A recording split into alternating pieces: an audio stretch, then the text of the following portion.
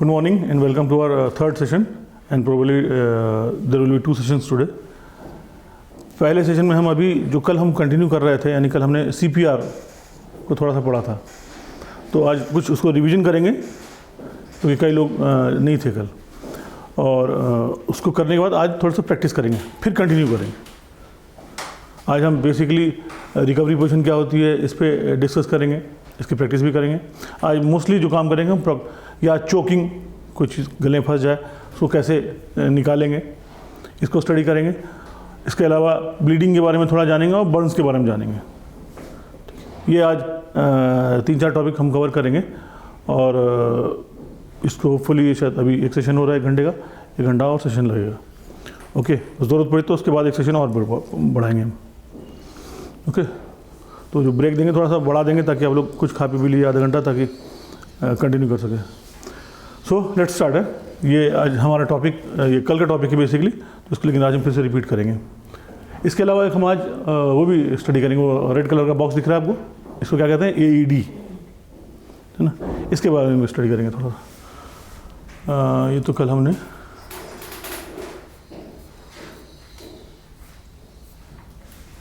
सब कल हमने पढ़ा था ना. ABPU स्केल क्या होता है, एयरवे, अलर्ट और वॉइस, पेन, अनकॉन्शियसनेस. ठीक, ये मालूम नहीं क्या चीज़ है. ये किसी का रिस्पॉन्स जानने के लिए, उसकी कॉन्शियसनेस जानने के लिए, वो कितना हो, उसको जानने के लिए हम आमतौर पर इसी स्केल का इस्तेमाल करते हैं. ठीक, अगर आवाज़ दे रहे हैं, वो जवाब दे रहा है, यानी होश में है वो, आपका नाम क्या है ना, कैसे हुआ, तो थोड़ी थोड़ी बात बता रहा है वो, तो उसका मतलब वो अलर्ट है, वो जानता है, यानी और कोई बड़ा इशू नहीं, दूसरा इशू हो सकता है. इस तरह की चीज़ें हमने कल पढ़ी थी. ठीक, ब्रीदिंग कैसे चेक करते हैं ये भी हमने कल डिस्कस किया था ना. ब्रीदिंग कैसे चेक करते हैं आप बताइए. आप क्या करते हैं, अपना विक्टिम लेटा हुआ है ज़मीन पे, फिर आप जो है अपना कान उसके नाक के पास 3-4-5 सेंटीमीटर दूरी पे, कि उसके जो है सांसें ले रहा है कि नहीं, उसको ऑब्जर्व करते हैं. एक काम तो ये करते हैं, तो ये 2 तरह से होता है. एक तो महसूस करते हैं आप, सांस आ रही तो हवा भी लग रही है थोड़ी सी. दूसरा उसकी आवाज़ से भी अंदाज़ा होता है. दोनों चीज़ें, कान और आपका फेस, दोनों चीज़ उसके करीब में रहता है, तो ये पता लगता है हाँ ब्रीदिंग कर रहा है वो.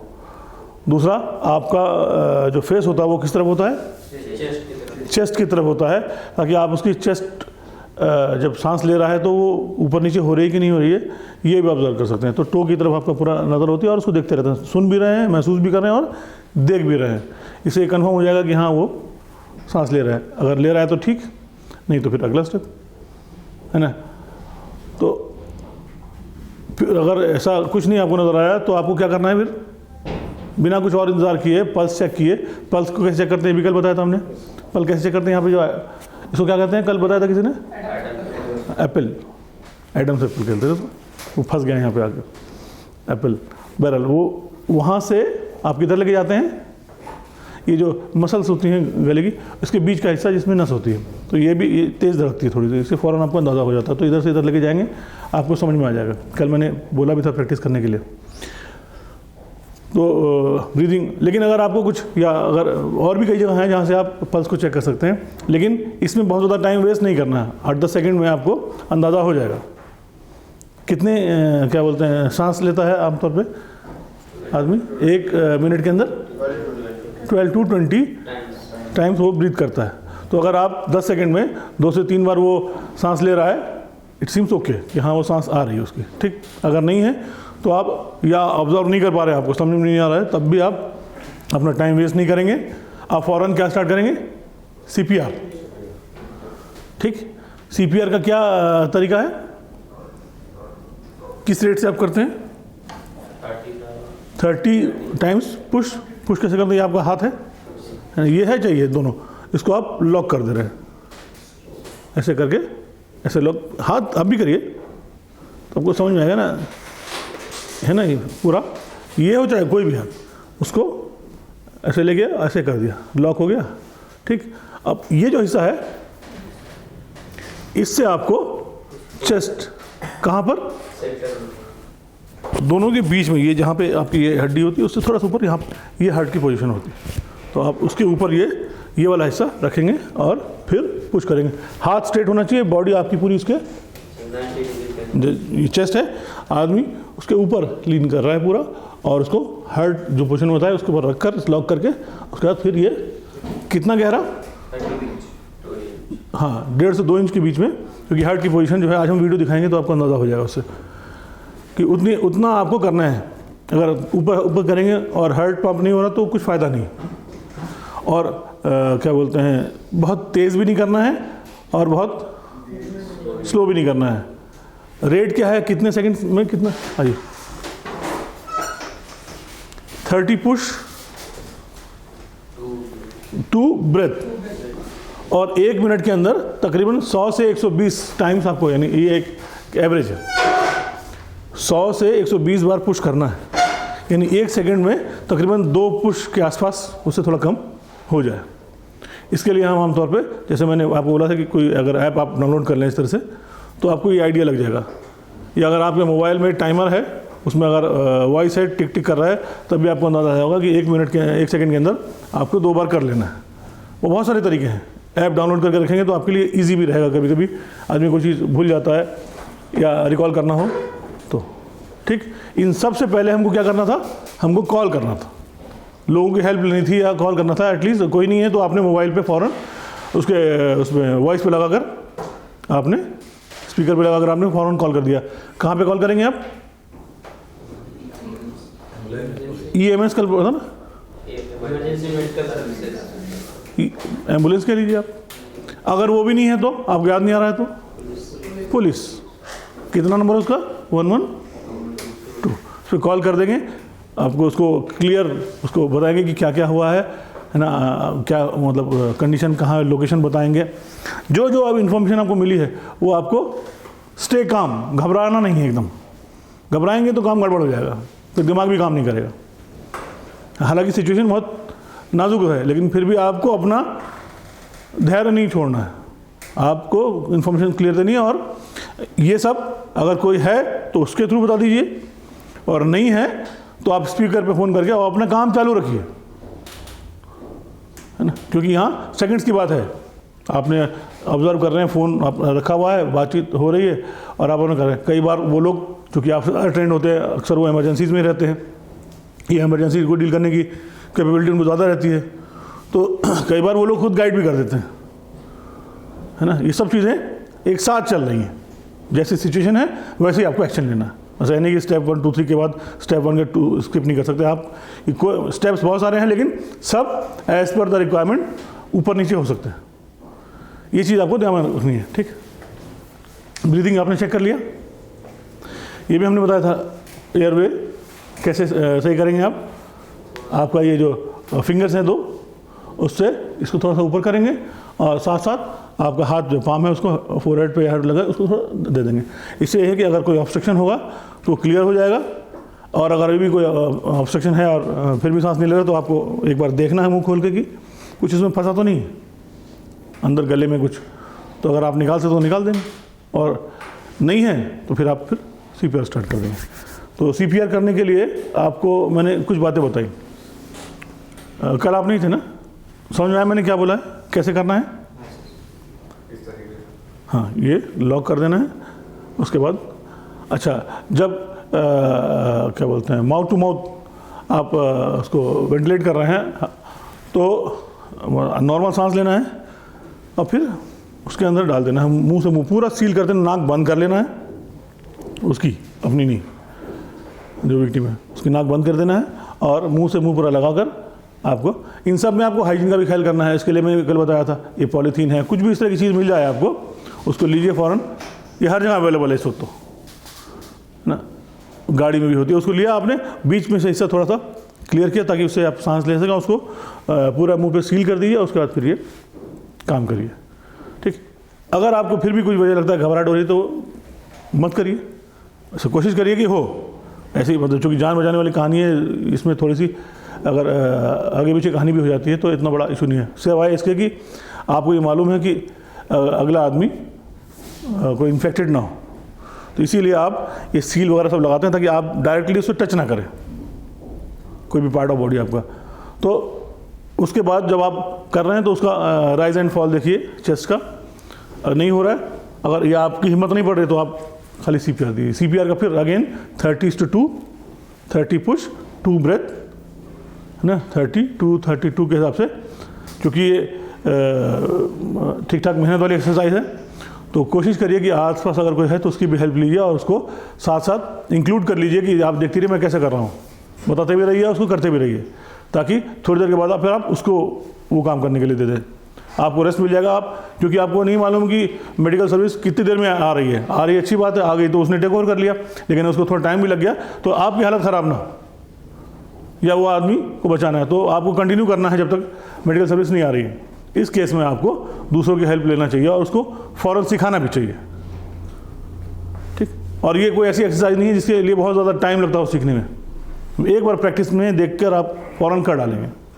ओके, सो आज हम जो है पहले इसको प्रैक्टिस करते हैं, फिर आज इसको हम थोड़ा देख लेते हैं ताकि स्लाइड्स भी कवर हो जाए सारी। कोई चीज़ छूटी तो भी आ जाएगी सामने। ये ब्रीदिंग हमने चेक कर लिया था, ये पल्स हमने चेक करने के बाद कर ली थी। नो ब्रीदिंग है तो फिर आपको CPR देना है।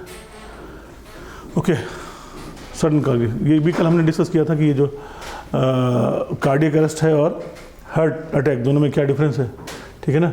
ये भी हमने कल डिस्कस किया था कि किसी भी एज में बिना किसी सिम्टम के कभी भी हो सकता है।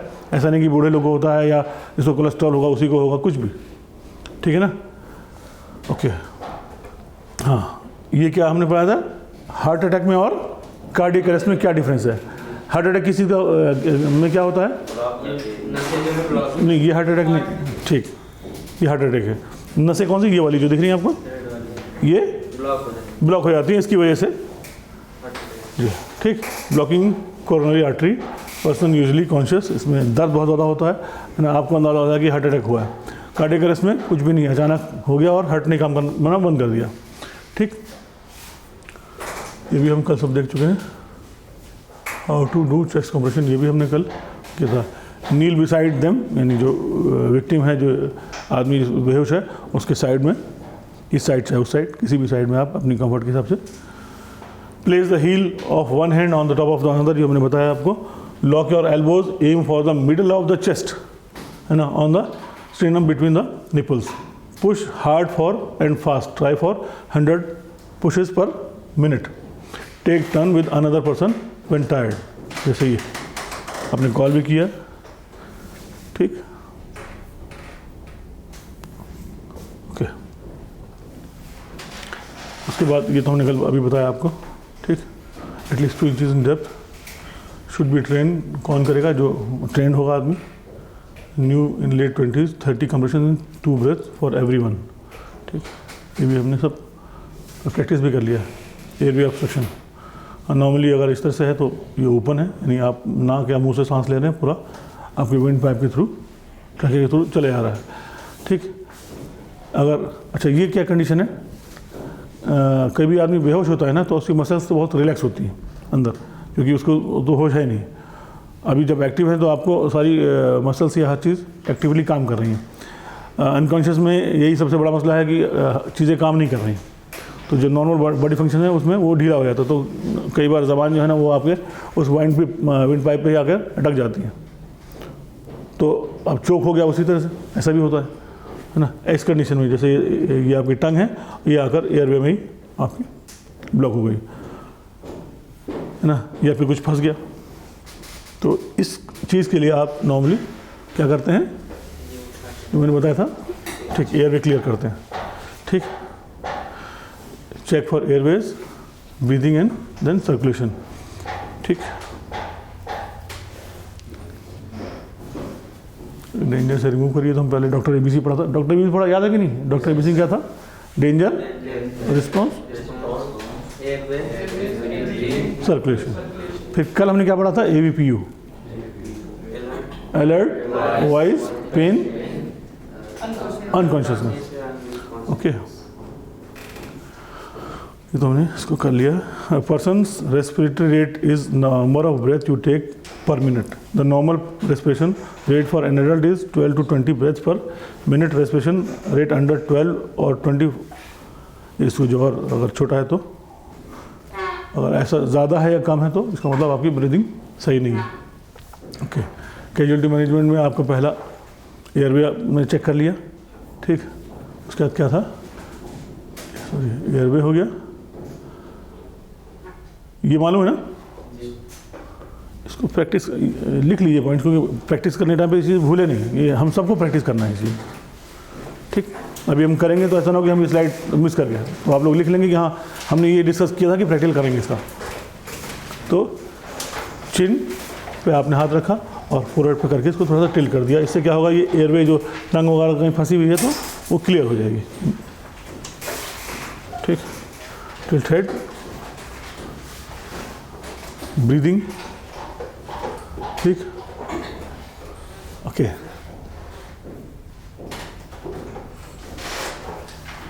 सर्कुलेशन, यही है ना आपका वो जिसकी बात हो रही थी अभी, क्या ये आपने भी बताया था ना, क्या बोलते हैं इसको,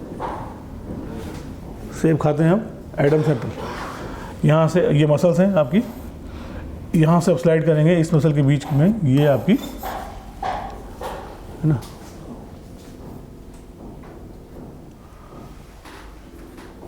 ठीक। ये आपके पल्सेस चेक करने की बॉडी में जो पॉइंट्स हैं वो सारे यहाँ पर हैं, यहाँ से आप चेक करते हैं जो आपने अभी देखा था ये एरिया। उसके अलावा यहाँ से भी चेक करते हैं, तो आपने जानते हैं, सब आदमी जानता है इसको।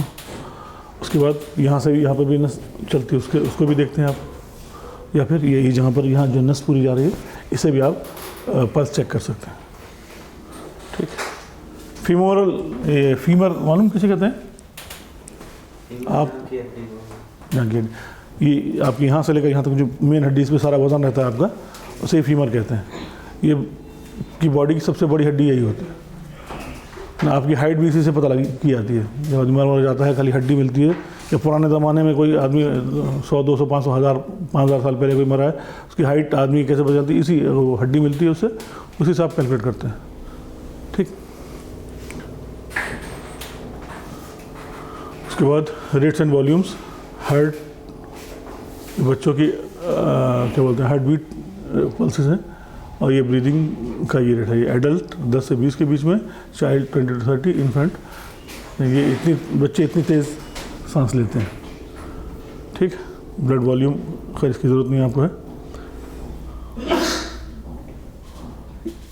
इन इमरजेंसी में आप पहले ब्रीदिंग चेक करते हैं, पल्स चेक करते हैं, नो ब्रीदिंग और बस ये कंडीशन है, सांस ले रहा है मतलब और पल्स भी ठीक है, इसका मतलब कुछ बेहोश है, कुछ और वजह है।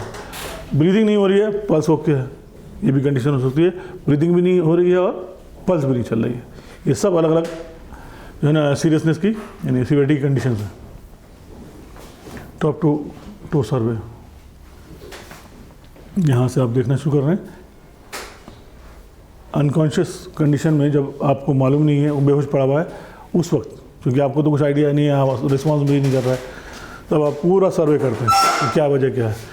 हेड, नेक, स्पाइन, चेस्ट, एब्डोमेन या पेल्विस, उसके बाद अपर लिम्ब, ठीक, लोअर लिम्स, ये सब आप चेक करते हैं कि फ्रैक्चर तो नहीं है, कहीं ब्लीडिंग, इंटरनल ब्लीडिंग तो नहीं है, सांस आ रही है कि नहीं आ रही है, एयरवे क्लियर है कि नहीं है, पल्सेस हैं कि नहीं, सब पूरा ये जब उस कंडीशन में जब आपको नहीं मालूम है कि इसकी कंडीशन क्या है, क्यों बेहोश है, और कोई है भी नहीं बताने वाला, वो खुद बता भी नहीं सकता, इस केस में हम टॉप टू टो, यहाँ से लेके टो तक पूरा सर्वे करते हैं ना। वो सारी चीज़ हमने जो बताई हैं वो सब ABC के अलावा भी, ओके। एक चीज़ और जान लीजिए, रिकवरी पोजीशन। रिकवरी पोजीशन मैंने अभी बताया था कि जैसे टंग फंस गई बीच में, या कई वो कंडीशन जो आपको बहुत रिलैक्स और हर तरह से क्लियर रखती है ना, उसको हम रिकवरी पोजीशन कहते हैं। कभी कोई आदमी अनकॉन्शियस हो तो ये बेस्ट वे है या बेस्ट तरीका है या बेस्ट पोजीशन है जिसमें आपको उसको डालना चाहिए। होता क्या इसमें, the recovery position refers to the lateral prone position of the body into which an unconscious but breathing normally casualty can be placed as part of the first aid treatment. In an unconscious person, the muscles are relaxed. This causes the tongue to obstruct the airway. This risk can be eliminated by carefully tilting the head back and lifting the chin. The recovery positions should be used for unconscious casualties who are breathing. ये होता क्या है, दिखाता हूँ ये सब चीज़ें।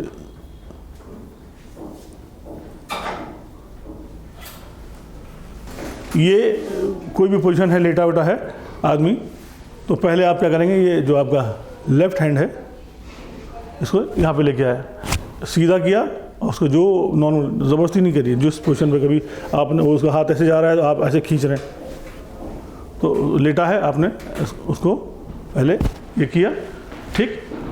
दाएं हाथ आपका नीचे ऐसे पड़ा हुआ है, राइट, उसका आपका लेफ्ट पैर उसको आपने उठा दिया और इस साइड से आकर उसको जो है जब ये आपने किया और ऐसे कर घुमा दिया थोड़ा सा, जिस पोजीशन पे आएगा वो, ये कोई पोजीशन नहीं, ये होगी, अभी दिखा दो इसको, छोड़िए, ये आपकी रिकवरी पोजीशन, ठीक ना। ये हाथ आपका नीचे आ गया, एक हाथ आप इस पे पड़े हुए हैं और पैर आपका, ये आप normally this is known as recovery position, ठीक। जब कोई गले में ना या हार्ट में कोई इशू होता है तो इसको आप उस पोजीशन में ले आते हैं, अगर कुछ चोक वगैरह होता है तो, क्योंकि उसमें फिर कुछ फंसेगा तो निकल जाएगा उससे। ये रिकवरी पोजीशन है। माउथ टू माउथ वेंटिलेशन, ये भी आपको बताया हमने, इसमें ये नाक को बंद करना है, नहीं ये आपकी एयरवे क्लियर होनी चाहिए, ठीक, और माउथ टू माउथ आप उसको वेंटिलेट कर रहे हैं, ठीक। उसके बाद CPR, ये आपकी हार्ट की पोजीशन, ठीक। आपको इसको ये पोजीशन है, यहाँ पर ये हार्ट है, इधर से आप दबा रहे हैं, ठीक।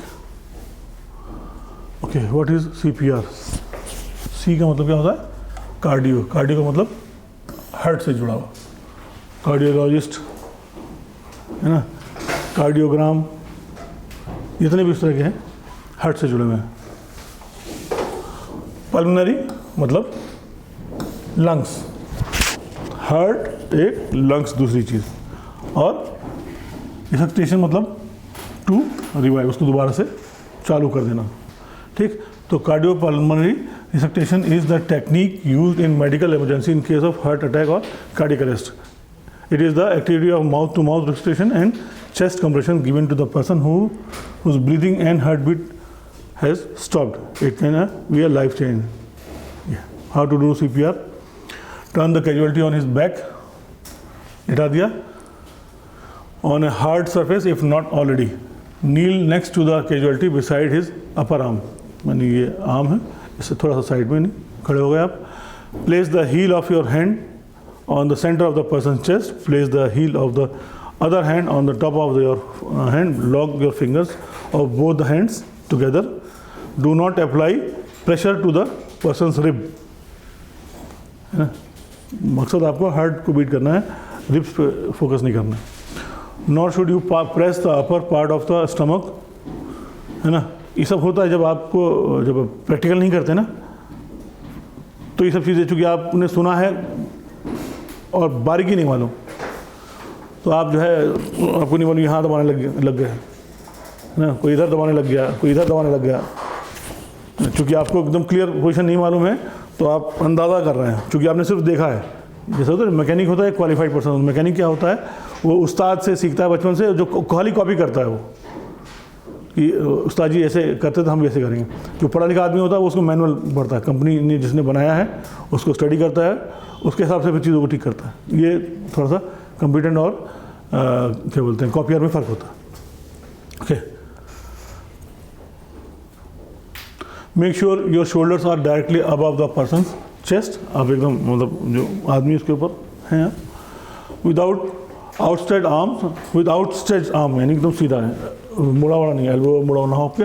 Push 5 to maximum 6 centimetres downwards, आप धक्का देना है. Then release the pressure and avoid leaning on the chest between compressions to allow full chest recoil.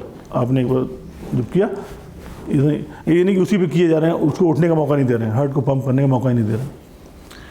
Okay, between the compressions to allow full chest recoil, the compression and release the release should be equal duration. Each time you press down to allow the chest to rise fully again, this will let the blood flow back to the heart. Do not allow your hands to shift or come away from the breastbone. ठीक है ना, उस पर से हटने नहीं दीजिए कि जगह चेंज ना हो। दूसरा भी आदमी आए तो उस जगह पे फ़ौरन उसी को फोकस करे। Give 30 chest compressions in this way at a rate of 100 compressions per minute. You may go faster but not more than 120 compressions per minute. This equates to just fewer than 2 compressions per second. Okay, ये आपकी breathing और क्या बोलते हैं उसको, क्या बोलते हैं, वेंटिलेशन, आपका माउथ टू माउथ इसका तरीका फ़ोटो दिया हुआ है, इससे क्लियर हो जाएगा आपको। ओके, सो लेट्स स्टार्ट है। सब हम पढ़ चुके हैं तकरीबन सारी चीज़ें। बिफोर परफॉर्मिंग CPR, ये पूरा ओवरव्यू है। ठीक, ये पहली condition, tilt the head back, lift chin to open airway, check for breathing by looking for rising chest, ये पहला।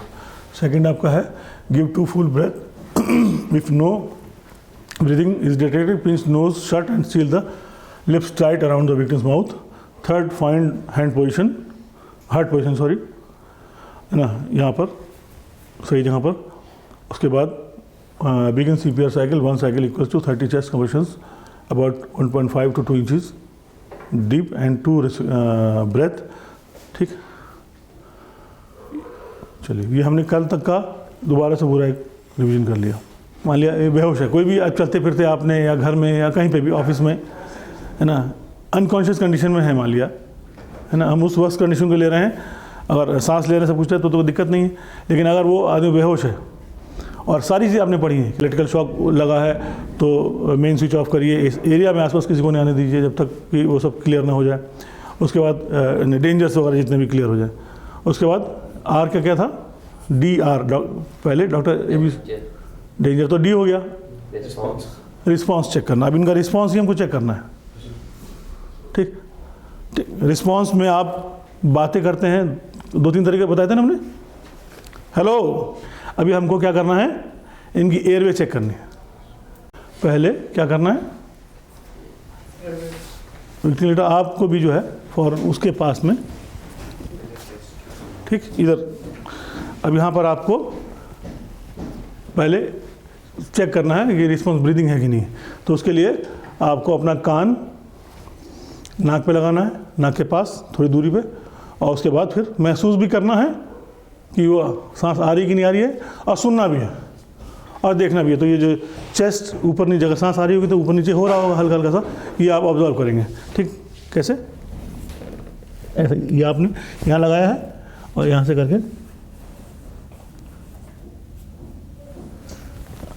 ठीक, आ रही है या नहीं आ रही है। अगर तो हो सकता है कुछ ब्लॉकेज हो, तो आपने यूँ मुँह खोला, देखने की कोशिश की, ब्लॉकेज नहीं या है, और है तो आपने उसको ऐसे करके हल्का सा हाथ से निकाल लिया। ठीक, पल्स कैसे चेक करेंगे, ये इनका यहाँ से इधर की तरफ लेके आए, ये इनकी मसल्स है यहाँ, इस बीच में आपको यहाँ पर पल्स नज़र आ जाएगी, है ना, कितनी आप नोट करेंगे। और ब्रीदिंग कितनी, 12 to 20। ठीक, तो आप 10 सेकंड आपने इस तरह से नोट किया, आपको अंदाज़ा हो गया कि हाँ ठीक है, 2-3, ठीक, या नहीं है। अब दूसरी कंडीशन आ गई उस वक्त। अच्छा, एयरवे क्लियर करने के लिए आप क्या करेंगे, ये आपने 2 फिंगर्स को ऐसे किया और थोड़ा सा कर लिया। ठीक, मुंह खोल दीजिए आप। ठीक, तो अगर बंद भी रहेगा तो खुल जाएगा। ठीक, ये उसके बाद अब अभी भी आपको कुछ समझ में नहीं आ रहा है तो आप बिना कोई टाइम वेस्ट किए CPR स्टार्ट करेंगे। CPR स्टार्ट करने के लिए आप क्या करेंगे, ये आपका है ना, ये लॉक इस तरह से इस पोजीशन में आपने यहाँ पे ये जगह यहाँ पे ये ब्रेस्ट बोन यहाँ ख़त्म हो रही है, यहाँ पे ये हार्ट की पोजीशन है, यहाँ पे आपने हाथ रखा। ठीक, आपने इस तरह से तो लॉक किया और अपने आप को पोजीशन इस तरह किया, और ये हाथ जो है ना मुड़ना नहीं चाहिए, है ना, दबाएंगे ज़ोर से, जल्दी जल्दी। ये टाइम बहुत क्रूशियल है और बहुत नाजुक है ना, सेकंड्स काउंट कर रहा है इस वक्त, और आपको रुकना भी नहीं है। ठीक, इस दौरान आपने जो है उससे पहले साथ साथ आपने फ़ौरन अपना फ़ोन ऑन किया और या किसी से बोल दिया हेल्प करने के लिए, अब हम इसको रिपीट करते हैं फिर से। मैं टहलता हुआ चला आ रहा हूँ, मैंने देखा कोई आदमी बेहोश पड़ा है या किसी ने बुलाया कि एक आदमी बेहोश हुआ है, हम भागे, अरे चेक किया, एरिया सर्वे किया, कोई बिजली का शॉक कुछ चीज़ तो नहीं नज़र आया, ठीक।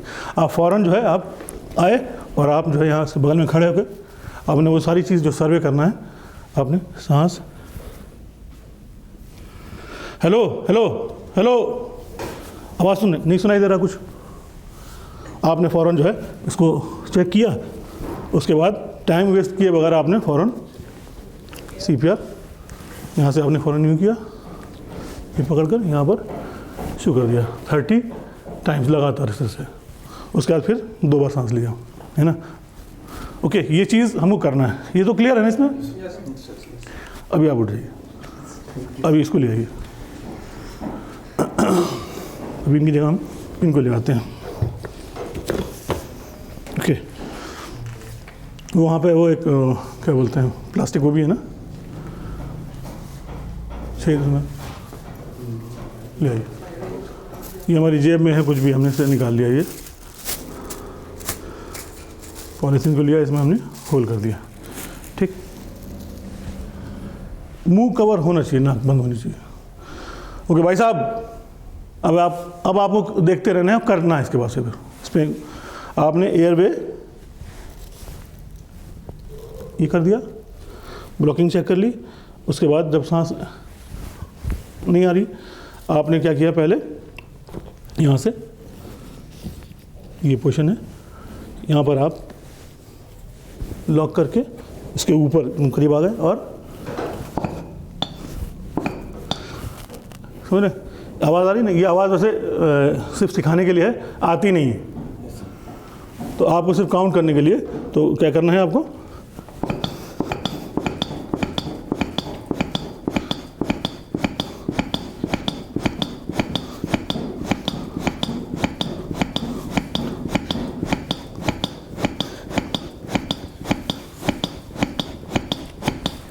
हो गया। उसके बाद फिर आपने फ़ौरन यहाँ पे इसका बंद किया ये, और उसके बाद यहाँ पे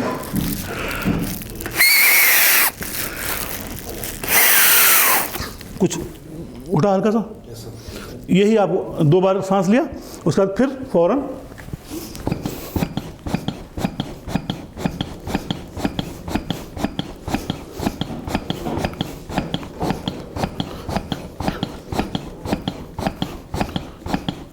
ट्वेंटी 26, 27, 28, 29, 30, फिर दोबारा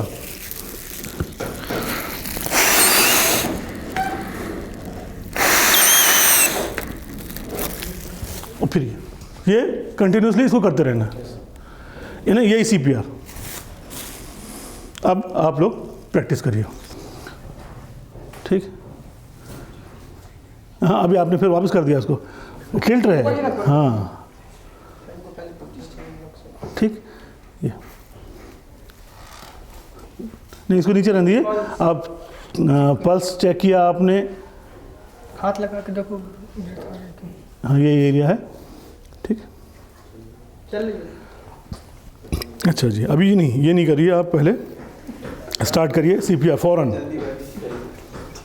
नहीं, वो तो करना ही है, हाँ हाँ, ना हाथ नहीं, खाली ये हिस्सा आप पूरे हाथ में, मैंने पूरी ब्रेस्ट बोन पे भी, हाँ गलत जगह पल्स है उसके मिडिल में, बीच में और आगे आओ, ब्रेस्ट बोन के लास्ट में हाथ थोड़ा सा ऊपर उठाइए, हाँ थोड़ा सा और इधर करिए, और उसके ऊपर जाइए, हाँ सीधा हाथ करिए एकदम से, नहीं सीधा हाथ करिए एकदम से स्ट्रेट, हाँ। और आप थोड़ा सा लीन करिए, बॉडी ऊपर करिए, हाँ थोड़ा आगे आइए, बस हाथ को, हाँ ठीक, लॉक कर दिया आपने। नहीं, पूरा पाम नहीं, सिर्फ ये हिस्सा, हाँ जी। और क्योंकि आपको पूरे चेस्ट को नहीं दबाना है, बोन्स को नहीं दबाना, वो टूट जाएगी, खाली आपको हार्ट की लोकेशन पे ये चीज़ को दबाना है। वो फोटो देखा नहीं तो उसमें एक लंबा वो पोजीशन सिर्फ वही होनी चाहिए, आपको मैं बता रहा हूँ। ये ना, इसको यहाँ टच करिए थोड़ा सा इधर, इसको उठाइए ज़रा सा, ये इसको सीधा रखिए, ठीक। अब दबाइए, हाँ हाँ, अब रुकिए, ठीक, जगह सही है। अब स्पीड अंदाज़ा करिए, 1 सेकंड में 2 बार हो तो अब इसके लिए अगर आपको कुछ नहीं है तो मोबाइल से आप टाइमर लगा लीजिए, नहीं तो अंदाज़ा से ही करिए इधर से 1 2 3 4 5 6 7 8 9 11 12 13 14 15 ना वो तेज़ हो गया अभी, अंदाज़ा कर रहे हैं ना, यही सब चीज़ प्रैक्टिस किया और क्या है।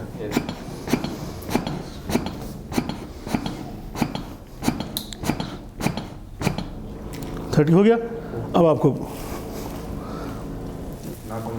हाँ नाक को बंद करिए, नाक को बंद करिए, नाक दबा दिए बगैर ऐसे ऐसे दबाइए इसकी, हाँ ठीक, मुंह से मुँह लगाइए तुमसे ना, ऐसे नहीं, जोर ताकत लगती है भाई साहब थोड़ी सी, हाँ और ज़ोर से लगाइए, हाँ करिए करिए, नहीं नहीं नहीं नहीं जा रही है। अरे यार नाश्ता किया कि नहीं, कराए नाश्ता फिर बताइए। हाँ ये सील करिए पूरा मुंह एकदम, उसमें सील कर लीजिए, हवा इधर से निकले ना। हाँ ये भी वजह है, ठीक, अब ये आया, ठीक अब ये आया, एकदम सही हुआ है ना। करिए, थक गए, यस 3 4 5 6 7 8 9 10 13 14 स्लो स्लो,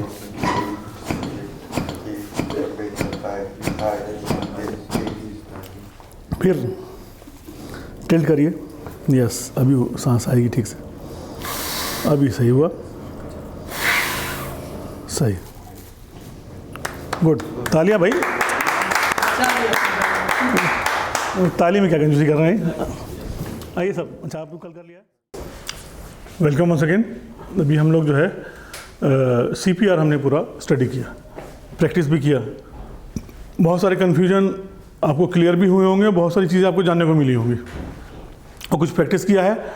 तो हालांकि ये बहुत छोटी सी प्रैक्टिस थी, इसको आप रेगुलरली करेंगे, कुछ दिन तक करेंगे या करते रहेंगे तो आप इसमें एक्सपर्ट भी हो जाएंगे, और यही आपको करना भी चाहिए, ऐसी स्किल सीखना जो किसी की जान बचा सके, आपके घर में भी, ख़ानदान में, अड़ोस पड़ोस में, दोस्तों में, रास्ते में, एयरपोर्ट है, रेलवे स्टेशन है, कहीं पे भी। ये छोटी छोटी स्किल्स लाइफ सेविंग होती है और आप उसमें कामयाब भी हो जाते हैं अगर ये प्रैक्टिस आपकी अच्छी है तो।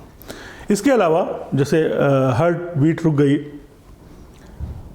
तो उसका एक और तरीका भी है ना, आपका हार्ट जिसको हम उसको दोबारा चालू करने का जो तरीका है, जो रिदम में आ जाए, हार्ट आपकी रिदम में बीट करने लग जाए, तो उसके लिए हम एक इंस्ट्रूमेंट इस्तेमाल करते हैं, उसको हम कहते हैं AED। क्या मतलब? Automatic external defibrillation. तो डिफिब्रिलेशन जो है, अभी मैंने आपको बताया था वर्बली कि जब हार्ट आपका जो काम करता है वो एक रिदम के साथ काम करता है, और वो रिदम जो है ना वो एक इलेक्ट्रिकल करंट पास होने की वजह से वो होता रहता है। अगर वो इलेक्ट्रिकल करंट इरेगुलर हो जाए या किसी वजह से वो रिदम बिगड़ जाए, उस वक्त घबराहट या चोकिंग या हार्ट बीट बंद हो जाती है। उसको दोबारा चालू करने के लिए, उस रिदम में लाने के लिए हम नॉर्मली इस इक्विपमेंट का इस्तेमाल करते हैं। हॉस्पिटल्स में तो पूरा इंस्ट्रूमेंट लगा होता है, लेकिन जैसे हम फर्स्ट एड बॉक्स रखते हैं उसी तरह से AED बॉक्स भी अब रखने लगे हैं लोग। एक छोटी सी ट्रेनिंग करके आप इसको इस्तेमाल कर सकते हैं, लेकिन बिना ट्रेनिंग के ये चीज़ इस्तेमाल नहीं करना है, इसके लिए भी आपको ऑथराइजेशन चाहिए। मैं आपको दिखा देता हूँ,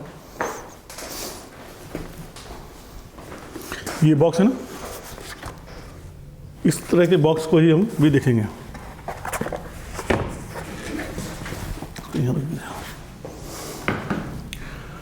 AED मतलब ऑटोमेटिक एक्सटर्नल डिफिब्रिलेटर, ठीक। ये AED कहते हैं इसको। जैसे ये छोटी सी मशीन है, हाथ में आ जाएगी, इतनी बड़ी है ना, किसी भी शक्ल की हो सकती है, बहुत तरीके हो सकती है, ठीक।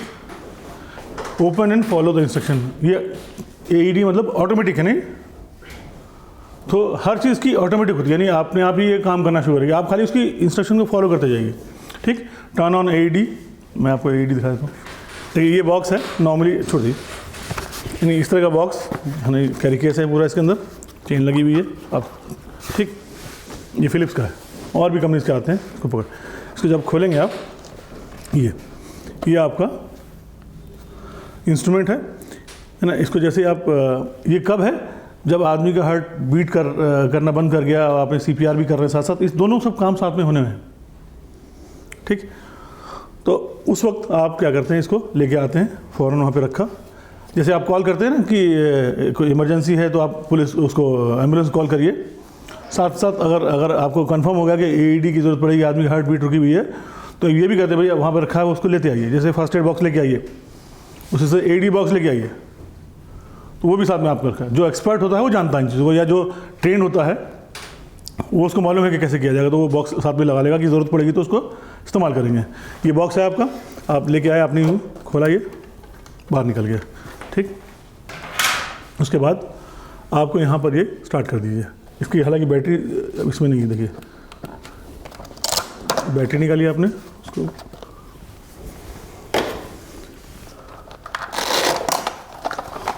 निकाल लीजिए। ठीक, इसको हटा दीजिए,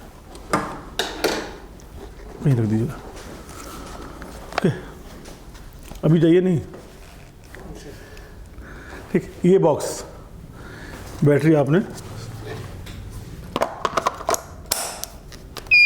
Replace battery immediately. बैटरी चूँकि ये डाउन है इसकी, इसलिए इस्तेमाल करेंगे, लेकिन फिर भी इंस्ट्रक्शन देने के लिए, समझाने के लिए ठीक है। इसके साथ साथ इसमें ये एक कैंची भी दी हुई है। ये किस लिए दी हुई है? आपके पास अभी टाइम नहीं है, आदमी की हालत बहुत ख़राब है, आप उसकी शर्ट काट दीजिए, वो चेस्ट ओपन हो जाए, और बटन खोलेंगे। हर चीज़ में टाइम लग रहा है, जो उस टाइम को काटने के लिए इन्होंने ये भी दी है साथ में। ओके, अब आपने, है ना, Replace battery immediately. ये स्टिकर्स हैं, इसको आप निकालेंगे यहाँ से। ये पूरा बॉक्स है, ये चेंज हो जाएगा यहाँ से ना, उसको निकालेंगे आप, और ये आपके पूरा सब सिस्टम उसके अंदर मौजूद है ऑलरेडी। आपको ये जो 2 स्टिकर्स हैं इसके अंदर, इसको लगाना है। कहाँ लगाना है? ये जो पोजीशन दी हुई है ना, एक हार्ट एक इस जगह पर और एक इस जगह पर, देख रहे हैं? एक आपके शोल्डर, राइट शोल्डर इस तरफ लगाना है, और दूसरा लेफ्ट, उस दूसरा नहीं, एक राइट एक लेफ्ट। ये राइट है, ये लेफ्ट है, तो राइट में अप साइड, लेफ्ट में। ठीक, Replace battery immediately. चलिए अब ये normally Replace battery immediately. Replace battery immediately.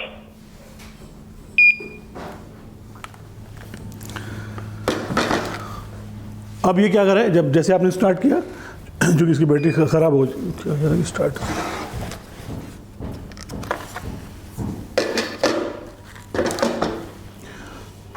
जैसे ही इसको स्टार्ट करेंगे, वो बटन दबाएंगे, इसके अंदर ये जो बटन दबा हुआ है, पावर बटन, ये अब बोलने लग जाएगा कि क्या क्या करना है। तो बताएगा कि अभी आप जो है एनालाइज कर रहा है, क्योंकि ये पूरा अंदर हट, जैसे ही आप लगाएंगे, स्टार्ट करेंगे, तो ये इंस्ट्रक्शन देना शुरू कर देगा, अपना बता देगा कि अभी ये एनालाइज कर रहा है, कि हार्ट बीट चेक कर रहा है, रिदम चेक कर रहा है, जो कुछ भी है। उसके बाद बोलेगा कि आप दूर हट जाइए, छूइएगा नहीं, है ना। फिर ये बोलेगा कि बटन दबाने की ज़रूरत है, कि पावर शॉक देने की ज़रूरत है कि नहीं है। अगर है तो ये कहेगा ठीक है, आप बटन दबाइए। तो जब वो बटन दबाएंगे तो उसको शॉक लगेगा। या अच्छा, शॉक ठीक ठाक रहता है, इसीलिए आसपास जो लोग होते हैं उनको हटा, जगह वेट ना हो, ये भी ध्यान रखिएगा। इन सब चीज़ों को करने के बाद वो फिर आप अपना CPR शुरू कर दीजिए। ये खुद बताएगा स्टार्ट CPR। उसके बाद फिर थोड़ी देर के बाद आपने किया, अगर ज़रूरत पड़ेगी तो दोबारा उसको चेक करेगा वो, फिर कहेगा नहीं आप शॉक दीजिए। तो जो भी है वो इंस्ट्रक्शन इसके अंदर ऑलरेडी है, और ये पूरा कंप्यूटर सिस्टम है इसके अंदर, उस सिस्टम के थ्रू ये काम करता है। ओके, सेफ है, इजी है, और वॉइस प्रॉम्प्टेड है, यानी आवाज़ आती रहती है, आप काम करते रहते हैं उसके हिसाब से। ओके, ये कई तरह के सब सिंबल यही है इसकी, हार्ट पे ये बना हुआ है, AED का सिंबल है ये। बहुत सारे मैन्युफैक्चर अच्छी अच्छी कंपनीज बनाती हैं इसको। What do 3 C's, check, shake and show. तो आपका वही डॉक्टर ABC वाली कहानी है, उसको रिपीट किया है। Call 112, send someone for an AED। Okay, use AED when, okay, compress chest at 100 per minute, use an AED when arrives. ये सब चीज़ें साइमल्टेनियसली चलने वाली हैं। ऐसा नहीं कि ये करेंगे तो वो नहीं होगा, वो मतलब आप CPR दे रहे हैं, आपको लगा अपने माउथ टू माउथ उसको वेंटिलेट भी करने की कोशिश की, एयर पहुँचाने की, फिर आपको लगता कि नहीं अब हार्ट एकदम रुका हुआ है तो AED का इस्तेमाल करिए, फिर CPR दीजिए। ये सारे प्रोसेस साथ में चल रहे हैं। ओके, चलिए ये हमारा टॉपिक तकरीबन ख़त्म। मैं आपको वीडियोस दिखाऊंगा उसके से जुड़ा हुआ AED का कैसे इस्तेमाल करना है। इसके बाद उससे पहले अब ये टॉपिक हमारा ख़त्म हो गया। फर्स्ट एड किट ये आपके सामने रखी हुई ना। फर्स्ट एड किट के बारे में आपने सवाल भी किया था, किसने पूछा था ना कि फर्स्ट एड किट में क्या क्या होना चाहिए या किस तरह का।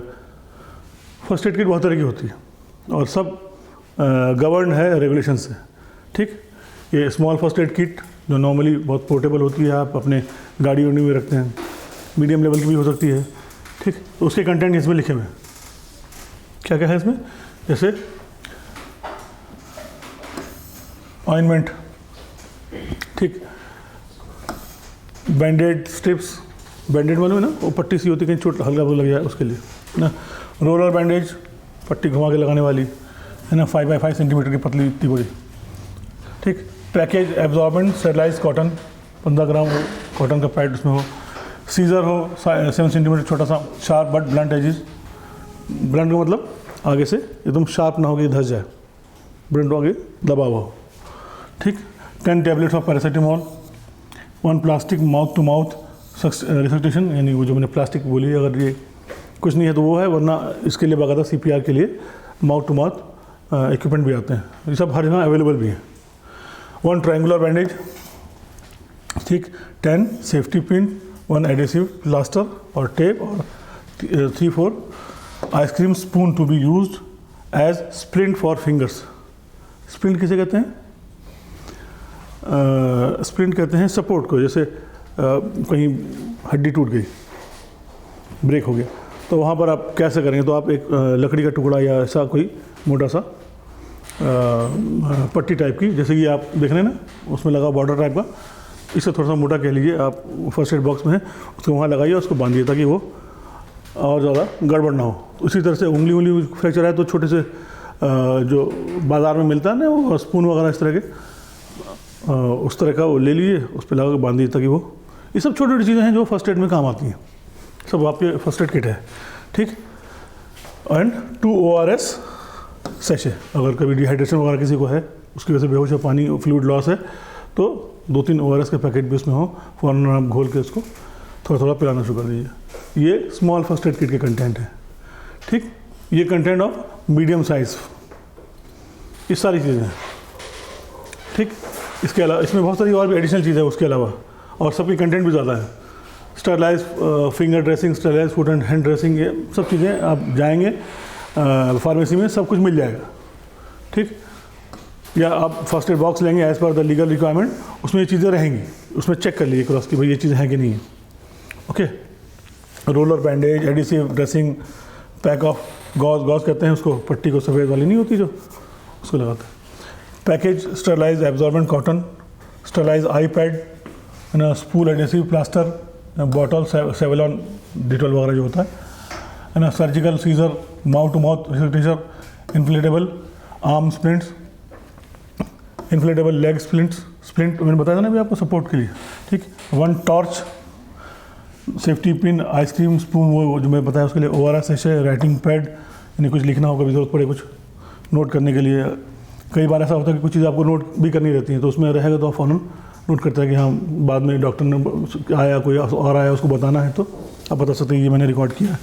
फर्स्ट एड लीफलेट फॉर्म, उसके अंदर कि फर्स्ट एड की बेसिक चीज़ें क्या क्या करना चाहिए, हाथ कट जाए, ये कोई चोक हो जाए, तो उसमें आपके फर्स्ट एड बॉक्स में सब चीज़ें रहती हैं, ज़रूरत पड़े तो आप पढ़ भी सकें कि क्या करना है, ठीक। हर आदमी को हर चीज़ नहीं मालूम या ज़रूरी नहीं टाइम पे याद रहे, तो इसके लिए मोबाइल का इस्तेमाल कर सकते हैं, आजकल तो बहुत आसान है, और अगर साथ में एक बुकलेट है फर्स्ट एड की तो वो भी ठीक है। मोटी मोटी चीज़ें फ़ोटो बनी हुई हैं, बड़ा मतलब मेन पॉइंट्स लिखे हुए हैं, आपने खाली फ़ोन किया और करते चले गए। ये सब तरीके हैं फर्स्ट एड बॉक्स की कंटेंट्स, मीडियम साइज़। इसके अलावा एक लार्ज साइज़ भी आता है, वो तो ठीक ठाक बड़ा होता है, उसके अंदर और भी कंटेंट इससे भी ज़्यादा होते हैं, ठीक। और मीडियम साइज़ तक आमतौर पे इस्तेमाल होते हैं, इसलिए इसको आप रखिए। मान लीजिए कोई ऑफिस है, आपके यहाँ 10-15 आदमी हैं तो उसके लिए काफ़ी है। बड़ी ऑर्गेनाइजेशन है तो उसके लिए फिर लार्ज बॉक्स चाहिए, हो सकता है कई लार्ज बॉक्स चाहिए, फिर आदमी भी चाहिए। तो सारे contents as per the requirement, जो लीगल रिक्वायरमेंट है उसके हिसाब से आप रखते हैं। ओके, ये है गॉज जो हम बता रहे थे, पट्टी देखा है ना आपने, ये। उसके बाद ब्लीडिंग, कई बार चोट लग जाती है, ब्लीडिंग का मतलब खून का बहना। अब ब्लीडिंग इंटरनली हो सकती है और एक्सटर्नल भी हो सकती है, बहुत ज़्यादा भी हो सकती है, थोड़ी कम भी हो सकती है, कई तरह की ब्लीडिंग हो सकती है, ठीक। उसको कंट्रोल करना जरूरी है। Direct pressure stops most bleeding. आप जहाँ पे कट गया कहीं भी, वहाँ पे आप दबा दीजिए, थोड़ी देर के लिए दबाएंगे तो कई बार ब्लीडिंग, क्योंकि अगर आप शुगर वगैरह के मरीज़ नहीं तो आमतौर पे अंदर आपके खुद इतने वाइट ब्लड सेल प्लाज्मा वगैरह होते हैं कि वो फ़ौरन उसको रोक देते हैं। प्लेटलेट्स का यही काम होता है ना, तो वो सब काम फ़ौरन करते हैं, ठीक। वियर मेडिकल एग्जाम ग्लव्स अगर है तो ना, नहीं तो आप जैसे ये क्या था वो आजकल जो चल रहा है सैनिटाइज़र, उसको लगा लीजिए, वो भी काम। मतलब कुछ ना कुछ आप अपने हाइजीन को भी मेंटेन करना है और उसकी भी हाइजीन को मेंटेन करना है। क्रॉस इन्फेक्शन आपकी वजह से उसको ना हो, उसकी वजह से आपको ना हो, ये है मतलब। प्लेस स्टेरलाइज गॉज पैड्स और a clean cloth over the wound, चोट पे लगी। Elevation injured part elevate to help reduce blood flow. Elevation मतलब जहाँ पे हाथ में है, कहीं पैर में है, उसको थोड़ा सा उठा के रखिए, हल्का सा उठा के रखेंगे तो ब्लड सर्कुलेशन जो है वो, चूँकि वो तो फ्लूइड है तो फोर्स ऑफ ग्रेविटी जो है ना वो उस पर काम करता है। थोड़ा सा प्रेशर चाहिए ज़्यादा, वहाँ दबा दिया आपने, हल्का सा उठा भी रखा है तो वो प्रेशर जो है वो ज़्यादा उस पर जाएगा भी नहीं, वरना जितना नीचे रहेगा वो प्रेशर उतना ज़्यादा बढ़ता रहेगा, तेज़ ब्लीडिंग होनी शुरू हो जाएगी या होती रहेगी। तो थोड़ा उठाना भी एक मतलब पार्ट ऑफ योर जॉब है। If the bleeding continues apply pressure at the pressure point two slow blood flow. Pressure point कौन से हैं? ये वो सारी जगह है जहाँ से ब्लड निकलता है, खास यानी पास होता है। ब्लड तो हर जगह जाता है, लेकिन कुछ खास जगह, जैसे ये आपका जहाँ से ये नसें सारी निकलती है ना, वो प्रेशर पॉइंट है। वहाँ पे दबाएंगे तो नीचे अगर ब्लीडिंग हो रही है वो रुक जाएगी। ये नस वो है जहाँ से ब्लड का फ्लो है पूरे पैर के अंदर, तो उस जगह पे आप दबा देंगे तो नीचे वाली ब्लीडिंग जो वो है ब्लीडिंग वो रुक जाएगी। या फिर ये हिस्सा है सारी जो है, अब यहाँ से जो ब्लड जा रहा है इधर से, ये इधर से पास हो रहा है, ये पार्ट, इसको दबाइए, यहाँ से भी रुक जाएगा। ये सब प्रेशर पॉइंट्स हैं जहाँ से प्रेशर से ब्लड निकलता है और ज़्यादा निकलता है। वहाँ पे अगर थोड़ा दबा देंगे तो नीचे वाला फ्लो हल्का हो जाएगा या रुक जाएगा, ठीक है ना। जैसे टॉप ऑफ एल्बो है या फीमोरल मतलब फीमर वही हड्डी जो सबसे लंबी वाली है, वहाँ पर उसके ऊपर थाई में ये भी है। Okay, for severe internal bleeding follow the steps, monitor ABC, keep the victim lying on the left side. जो आपका कौन सा वो बताया था हमने, कौन सी पोजीशन थी वो, रिकवरी बताया था ना। देखिए आप लोगों को याद भी नहीं दे रहा है, हम जब CPR कर रहे थे हमको उस वक्त प्रैक्टिस करनी थी उसको। मैंने बोला था लिख लीजिए उसको, भूल जाएंगे, बोला था ना। लेफ्ट आर्म करके और ऐसे करके, जी जी जी, चलिए खैर प्रैक्टिस करेंगे उसको फिर।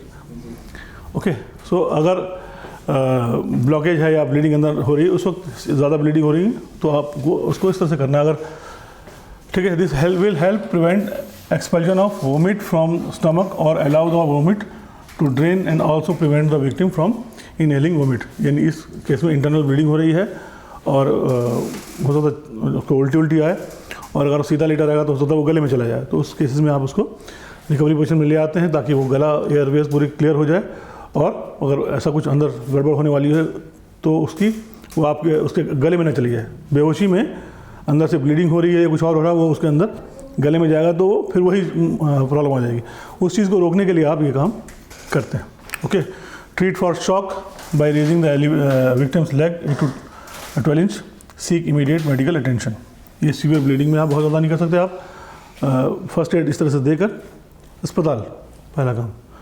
ये एलिवेटेड पोजीशन पे है, कुछ भी इस तरह की, ये नस काट दी किसी ने शायद, ऐसा भी होता है ना। आपको किसी ने बताया तो आप भागे तो कुछ करना पड़ेगा ना आपको।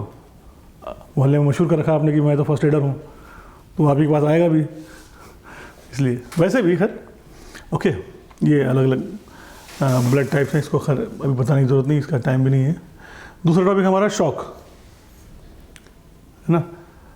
शॉक लगना, शॉक मतलब एक तो इलेक्ट्रिकल शॉक, वो नहीं शॉक, आप अचंभे एकदम अचंभित हो या आपको कुछ समझ नहीं आ रहा, स्टेट ऑफ शॉक, ये कई वजह से हो सकता है ना। कुछ आपने सुन लिया, जैसे किसी की मौत की खबर होती है, कुछ इस तरह की चीज़, वो अलग टाइप का शॉक है। शॉक तो वो भी है, लेकिन कई बार इंटरनल ब्लीडिंग इतनी ज़्यादा हो गई उसकी वजह से शॉक में चला जाता है, या कोई बीमारी है, अभी हम सब पढ़ेंगे इसके अंदर। Shock refers to circulatory system failure, ज़्यादा ब्लड निकल गया तो, that happens when insufficient amount of oxygen, oxygenated blood is provided for every part of body. क्योंकि ब्लड का काम यही है, पूरी बॉडी में ऑक्सीजन पहुंचाना, और वो पहुंच नहीं रहा है, तो आपके बॉडी के हर सेल में ऑक्सीजन की कमी है, तो ज़ाहिर है वो उसका काम करना बंद हो गया अचानक, या स्लो हो गया एकदम से, वो इसको हम शॉक कहते हैं।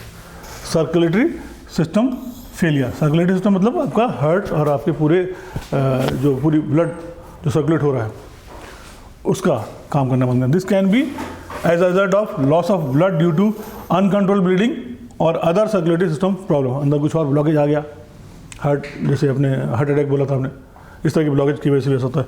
Loss of fluid due to dehydration और एक्सेसिव स्वेटिंग, ये भी वजह हो सकती है कि इतना अंदर से पानी या जो कह लीजिए मिनरल्स निकल गए, सॉल्ट निकल गए कि अब आपके जो एसेंशियल मिनरल्स हैं आपकी बॉडी को सस्टेन करने के लिए वही नहीं मिल पा रहे हैं, तो भी बॉडी काम करना बंद कर रही है। अचानक शॉक की शक्ल में चले गए, ज़्यादा पसीना निकलने लगा, तब ट्राउमा, कोई इंजरी हो गई, इसकी वजह से भी आप शॉक या किसी को शॉक लग सकता है। Occurrence of an extreme emotional event, वो जो मैंने अभी बताया था आपको, किसी की ऐसी खबर आ गई हो, ये सब आपको किसी न किसी शॉक की शक्ल में लेके चले जाते हैं। ठीक, shock can be made worse by fear and pain. इसके अलावा आपको इस चीज़ का एहसास हो गया कि यार अभी ख़त्म ना हो जाए, घबराहट होने लगी, डर, इसकी वजह से भी शॉक लग सकता है। Whenever there is a risk of shock developing, reassuring the casualty, making him comfortable and keeping him warm may be sufficient. अब उस टाइम पे पहला काम तो ये है कि उसको आप तसल्ली दीजिए, समझाइए कि घबराइए नहीं, घबराएंगे तो और चीज़ ख़राब हो, घबराने से कुछ होना है नहीं और मुसीबत ही बढ़ेगी। यानी उसको एश्योर करना कि सब चीज़ें ठीक हो जाएंगी, थोड़ा सब्र करिए, है ना। अभी हम कोशिश करते हैं, डॉक्टर भी आ रहा है, ये भी है, वो भी है, आपको टेंशन लेने की ज़रूरत नहीं है, घबराने की क्या ज़रूरत है। We are here, we will help you, है ना। थोड़ा हौसला रखिए, ये पहली मेडिसिन है इन कंडीशन ऑफ शॉक। वो होश में है, सब कुछ और कोई इशू नहीं है, लेकिन उसको कुछ समझ में नहीं आ रहा है, घबराहट है, बेचैनी है ना, ये सब चीज़ें हैं इसकी वजह से। तो उसमें पहली मेडिसिन आपकी, यानी पहला एड आप क्या है, उसको एश्योर करना, समझाना, बताना, हौसला देना, ये काम पहला है ना। शॉक क्यों होता है? हाइपोवोलेमिक शॉक, यानी ब्लड लॉस, ज़्यादा ब्लड लॉस हो गया, है ना। तकरीबन क्या बोलते हैं 20-25% ब्लड आपका निकल गया, ब्लीडिंग इतनी ज़्यादा हो रही है, तब भी शॉक। ये पहला ज़्यादातर शॉक की कंडीशन इस तरह से पैदा होती है। This is about 1/5 of the normal blood volume of an adult. Shock may occur the blood loss में अकर ड्यू टू एक्सटर्नल और इंटरनल ब्लीडिंग्स। ठीक, loss of other body fluids can also result in, जैसे बहुत पसीना निकल गया, बहुत सारी एक्सर्शन बहुत ज़्यादा हुई, इसकी वजह से भी ऐसा हो जाता है। ओके, ये इसको हम क्या कहते हैं? Hypovolemic shock. शॉक खुद बहुत बड़ा एक इशू है और किसी भी एक्सट्रीम कंडीशन में ये चीज़ हो जाती है। ठीक, तो फर्स्ट एड का एक काम ये भी है कि जो लोग शॉक में हैं उनको कैसे आप नॉर्मल करेंगे। कार्डियोजेनिक शॉक, हार्ट काम करना बंद कर दे रहा है, उसमें ब्लड सप्लाई रुक जा रही है, ये भी, इसकी वजह से आदमी शॉक में चला जाता है। And addition shock may occur when adequate volume of blood is available but the heart is unable to pump the blood. ठीक, the problem can be due to severe heart disease, heart attack और acute heart failure. Body में से कहीं खून निकल नहीं रहा है लेकिन वहाँ पहुँच ही नहीं रहा है ब्लॉकेज की वजह से। ठीक, इसके अलावा और भी बहुत सारे तरीके हैं, ना other cause of shock due to infection की वजह से, या क्या बोलते हैं सेप्टिक, या कुछ और बहुत सारी चीज़ें हैं जिसकी वजह से भी ये सब कंडीशन पैदा हो सकती है। ठीक, व्हाट डू आई सी, अगर आपको ऐसा लगता है कोई अजीब बैठा हुआ या उसको अंदाज़ा नहीं हो रहा क्या है, खामोश एकदम से है, आंखें बाहर से स्टेयरिंग है, फोकसिंग कहीं और है, कुछ आप बोल रहे हैं ध्यान में नहीं दे पा रहा है वो, यानी वो कुछ घबराहट में किसी शौक की सूरत में है, कोई ऐसी खबर आ गई है या कुछ और इशू है, ये सब निशानियां हैं जिससे आप पहचान सकते हैं कि शॉक को। जैसे रैपिड पल्स, पेल लुक, चेहरा एकदम सुन्न अजीब सा है ना, बुझा सा अजीब सा चेहरा दिख रहा है ना, कोल्ड क्लैमी स्वेटी स्किन, और पसीना अजीब सी हो रही है, घबराहट हो रही है, शिवरिंग हो रही है, कुछ इस तरह की चीज़ें, पसीना भी निकल रहा है, ये सब इंडिकेशन, और कुछ बोल भी नहीं पा रहा वो ठीक से। The shock develop rapid shallow breathing, और तेज़ सांस लेना है ना, शॉक ये तो ऊपर वाला SIM cold clammy skin, rapid week pulse, और तेज़ या बहुत वीक पल्सेस, सो डिजीनेस मतलब चक्कर, ठीक है ना, फेंटिंग बेहोशी, वीकनेस कमज़ोरी, आई अपीयर्स टू बी स्टेयर, एक जगह फोकस कर रहे हैं, कुछ ठीक से दिखाई नहीं दे रहा, समझ में नहीं आ रहा उसको, ये सब शॉक की पहचान है। इसके अलावा ये भी है एंग्जाइटी और एजिटेशन, बेचैनी या एकदम गुस्सा एकदम से आने लगा, ये चीज़ें, सीजर्स, अजीब तरह की जो है ना कपकपी है, या क्या बोलते हैं जी,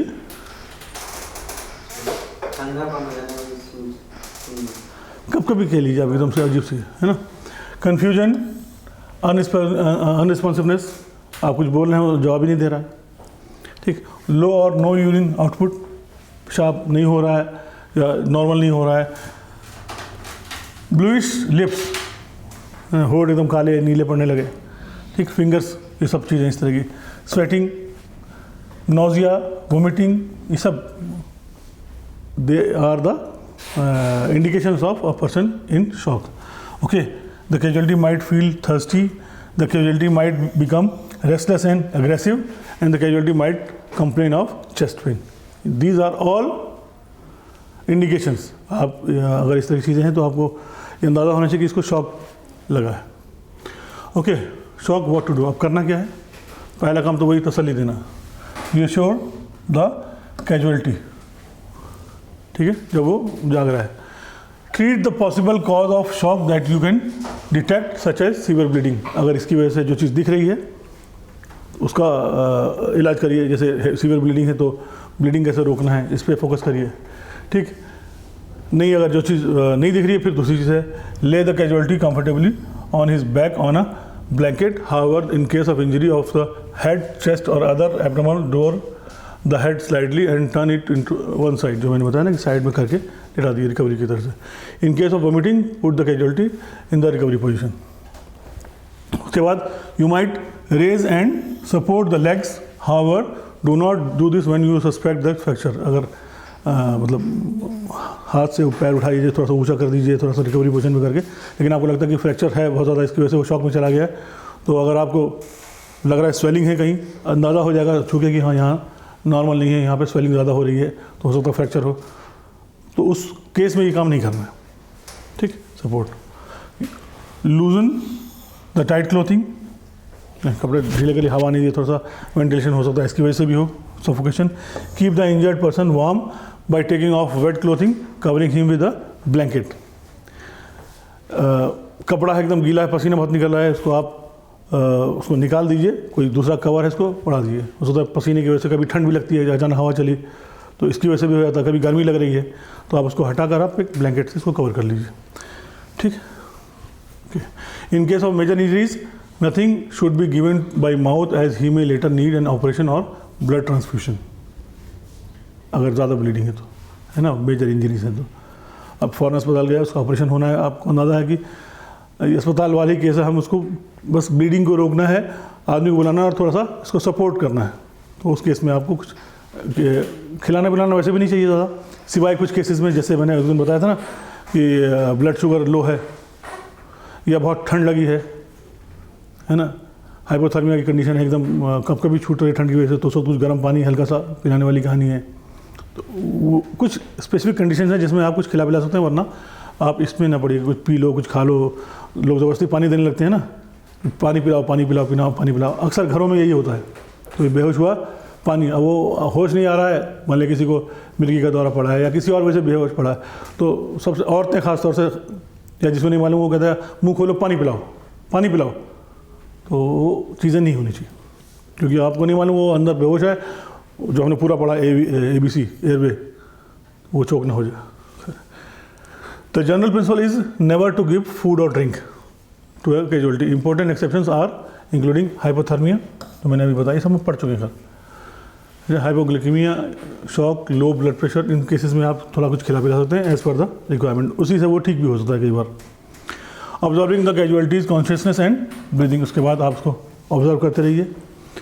if the casualty loses consciousness, put him in the recovery position. If the casualty stops breathing, start CPR. Arrange urgent transport to the nearest healthcare facility or the hospital. ठीक, ये मोटी मोटी चीज़ें आपके in the condition of shock. Okay, अगला topic हमारा है choking. Choking मतलब फंस जाना कुछ, ठीक। When a person is having severe difficulty in breathing because of an obstructed airway or lack of air, he is choking. कुछ फंस गया गले में, खाना खाते वक्त पानी हो, कुछ टुकड़ा हो, कुछ बाहर से कुछ आगे चला गया। बच्चों में खास कर बहुत सारी चीज़ें होती हैं, क्योंकि ना समझ होते हैं, वो कुछ भी खा लेते हैं जो भी हाथ में आया। छोटे बच्चों में ज़्यादा होता है, तो उस वक्त की कंडीशन चोक कर गया।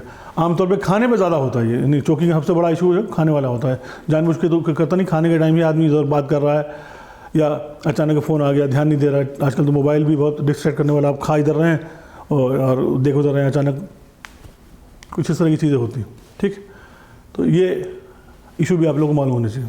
Choking, coughing is the natural way of clearing the airway when the person is experience mid choking, mild choking. It is also sign that he still gets air through the windpipe. एक तो ये बहुत ज़ोर से खांसते हैं ना, ज़ोर से खांसते हैं।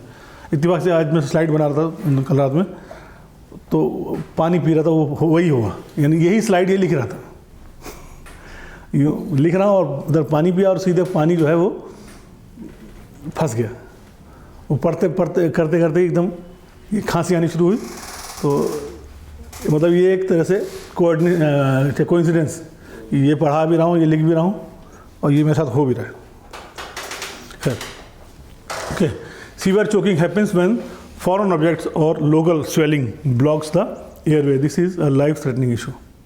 ठीक है, हालांकि ये सारी लाइफ थ्रेटनिंग इश्यूज हैं, क्योंकि सेकंड्स की कहानी इसमें भी रहती है। अगर आप फॉरन आपने निकाला, अब करना क्या है, ठीक है ना। Infants and child often choke after swelling non edible object such as coin, marble, seed, button और छोटे। इसीलिए अक्सर उसमें लिखा रहता है not for children under 3 years और 13 years, जो इसमें लिखा रहता है, जितने खिलौने आते हैं। Most rare cases of choking occur while eating. Since choking often occurs while eating, there is usual people present, आमतौर पे होते ही हैं लोग। क्या हो गया, खांसी आ रही, अच्छा वो पीठ सब दबाओ, ये सब करते हैं ना, ये चीज़। Okay, who do I see and inquire, what, हमको क्या देखना चाहिए जब चोकिंग हो रही है या कोई आदमी किसी वजह से चोक हो गया। When a person is choking you may observe the following thing. Person has difficulty in breathing, सांस लेने में दिक्कत तो नहीं हो रही है, सांस ले रहा है, अब बाकी कुछ फंस रहा है, वो एक दूसरी कंडीशन है ना। He tries coughing sometimes out but it doesn't help, कोशिश कर रहा है निकालने के लिए, है ना, खांस रहा है ज़ोर ज़ोर से, लेकिन वो नहीं निकल रहा है, ये भी एक कंडीशन हो सकती है। ही कैन नॉट स्पीक और मेक एनी साउंड, ये चीज़। He puts his hands on his throat, कुछ यहाँ पर लग रहा है फंसा हुआ दिखने की कोशिश कर रहा है, निकालने कई बार आदमी खींचने लगता है, कुछ इस तरह का भी करता है। The lip and tongue turns blue as a result of choking. The veins in the face and neck stick out, इतना खास था कि नसें नजर आने लगती नीली नीली। The person becomes dizzy and might lose consciousness, और अगर थोड़ी देर तक नहीं हुआ वो बेहोश होने लगता है ना, अनकॉन्शियस होने लगता है। इस सब चीज़ के लिए एक टर्म है, इसको कहते हैं हमें क्या चीज़, हेमिलिक मैनूवर। ये एक टर्म है ख़ास चोकिंग के लिए। इसमें आप बॉडी को पुश करते हैं स्टमक को ताकि चीज़ें निकल जाए, यानी ये इसका नाम है इसको कहते हैं एब्डोमिनल थ्रस्ट।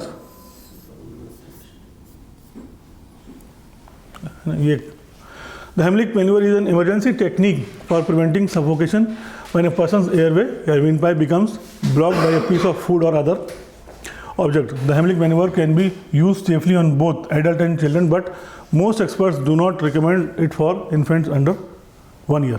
छोटा है बच्चा तो you cannot also perform maneuver on yourself. अपने आप भी नहीं कर सकते ये भी, ठीक। ये है क्या चीज़, ये है, ठीक।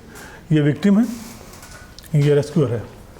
विक्टिम आगे है, रेस्क्यूअर पीछे है, ठीक। ओके, ये रेस्क्यूअर है। कोई आएगा, जैसे एक साहब आ जाए, कोई भी आ जाए, आप ही आइए। तो आप पीछे से जैसे है तो आपने क्या किया, ये आए और फिस्ट मुट्ठी करते हैं इसको आपने ऊपर करना है, नहीं नीचे थोड़ा, ये जो स्टमक हिस्सा है नीचे वहाँ पर, इसको देखते रहिए, है ना। Make a fist and place the thumb side of your fist against the victim's abdomen below the rib cage and above the navel. ये नेवल जो आपकी घुंडी से बोलते हैं, वो उससे और इसके बीच में, है ना, ये इससे और यहाँ इसके बीच में, यहाँ पर, ठीक। आपने ये किया, उसके बाद ये भी हो गया, ये भी हो गया। Then grabs your fist with your other hand, इस मुट्ठी को जैसे दूसरे हैंड से पकड़ लेना। Do not squeeze the rib cage but put pressure on the victim's abdomen with quick up thrust. अब यहाँ पर हमको इसको कर लिया हमने, और अप थ्रस्ट यानी ऊपर की तरफ दबाना है ऊपर की तरफ, ऐसे आगे ऐसे करके और यूँ करके। देखो कुछ खाए तो नहीं है, निकल जाएगी, हम दबाएं तो, है ना। क्योंकि आपने और ये इधर से प्रेशर दे रहे हैं ऊपर चेस्ट से, और यूँ करके ऊपर दबाने, झटके देके ऊपर करने की कोशिश करना है, ठीक है। नहीं करेंगे नहीं, आप टेंशन नहीं लीजिए, कोई नहीं, ठीक। ये उसके बाद repeat until the object is expelled, ठीक। ये देख रहे हैं आप, ये नेवल पोजीशन है, ये रिब केज है, इन दोनों के बीच में आपने एक मुट्ठी बांधी, उस मुट्ठी के ऊपर आपने ये लगाया और उसके बाद दबाया और ऊपर, यानी दबा भी रहे हैं और ऊपर भी कर रहे हैं इसी। Okay, what to do, approach from behind and wrap arms around the victim's waist, place one fist just above the victim's navel with thumb side against the abdomen. जो थंब वाला साइड है ना, वो एब्डोमेन पे है, क्योंकि इससे थोड़ा सा अंदर प्रेशर पड़ेगा, और ऐसे करके दबा के ऊपर करना है।